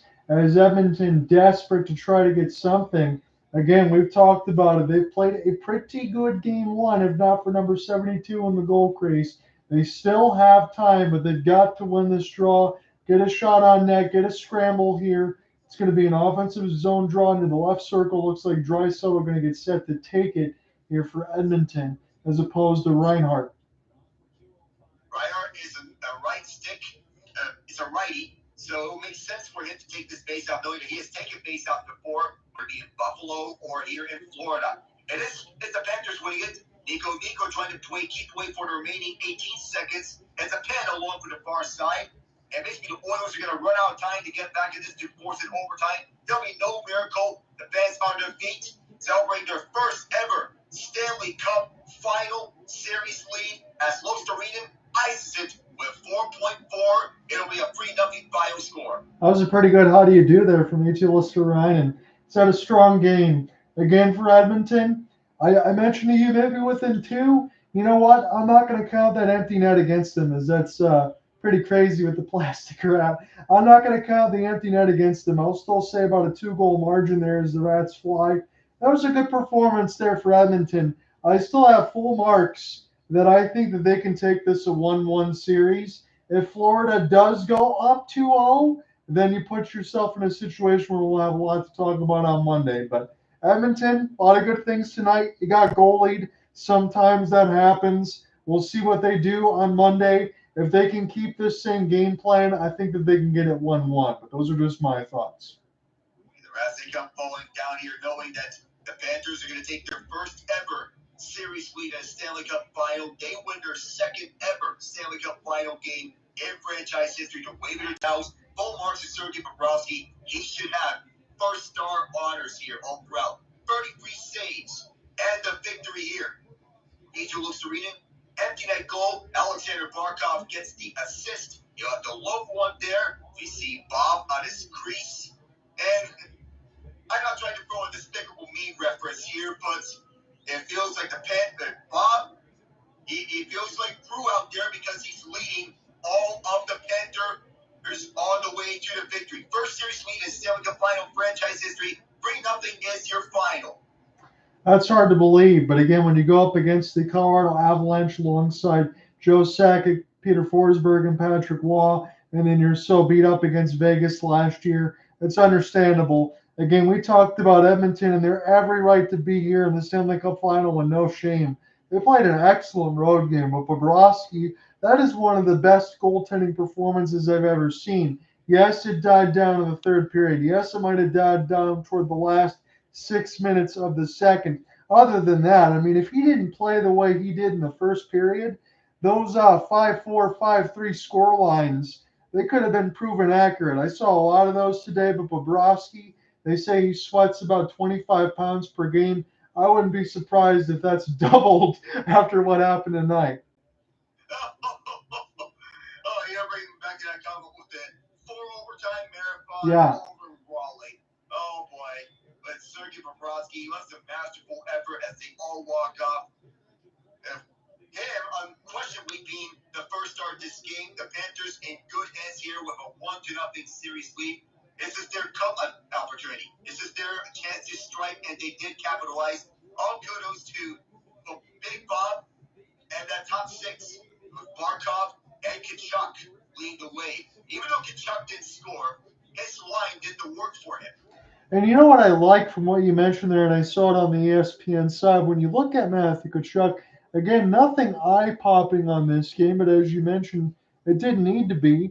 He's only at 13:59 of ice time, and no, it's not because of any other injuries or anything else, not that we know of there, but he didn't have to do a whole bunch, and the best thing about that, Alec, is because his ice time and all that stuff was down, what does that mean on the other end for Florida? They're able to roll out all 4 lines effectively, as you said, and take a 3-0 shutout.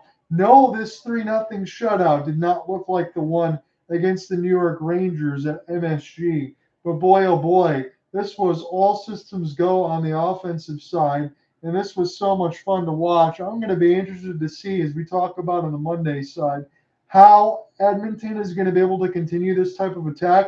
Because even this, I'll say this, with Florida winning 3-0, I still think Paul Maurice is going to go into the locker room and say, hey, boys, good win. But we still got some things to clean up in game 2, don't we?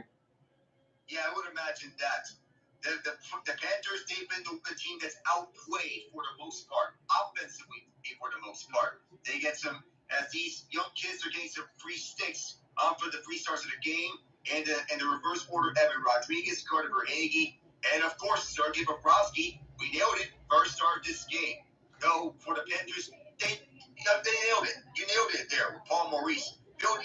This team needs to clean some things up. Second straight game, 1 shutout for Big Bob on the way here. So if I'm the Panthers, perhaps I would want to campaign for perhaps either one or both of Jimmy Butler and Lionel Messi in attendance. Hey, that's pretty good there. Everybody's been able to show out. It's fun to watch Stanley Cup playoff hockey, especially when you're in Florida. So make no bones about it. We talked about maybe relocation rumors. That's not happening. All that stuff's been squashed. And again, before I get out of here, just to say thank you again, but to go through the Tampa Bay Lightning, you have the side between the Boston Bruins, the New York Rangers, and now the Edmonton Oilers. This was not easy for the Florida Panthers to go between their elite goaltenders. And one more time, I just have to say it. Sergei Bobrovsky, you go up against that tandem there of Linus Ullmark, Jeremy Swayman, Igor Shesterkin, Andrei Vasilevsky. Not lost in all of this, Big Bob and the former Vezina winner yet again, able to still play at that level. That was fun to watch. Of course, it is so fun watching, whether it be Florida, Columbus, Philadelphia. He's the top goaltender for a reason, continuing to show that. And props to him on this Game 1 victory. He's been the big reason on that. So, Alec, I know you're going to have your hands full tomorrow. I may or may not be able to join in late, but I do plan for Game 3 of the NBA Finals. But if I don't see you on Sunday, you have fun. We'll check back up on Monday. Honestly, I can't wait. This was an excellent game. Yeah, great game. All full marks. We'll talk soon. See you, John.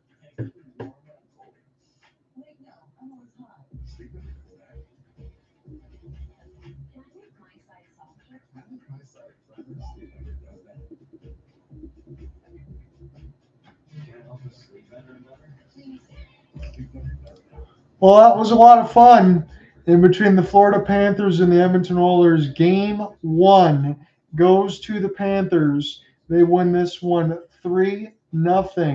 I don't know if I'm going to type the story as Brick Wall or Bobrovsky, but it's going to be one of those. 3-0 Cats. We'll see you Monday for Game 2.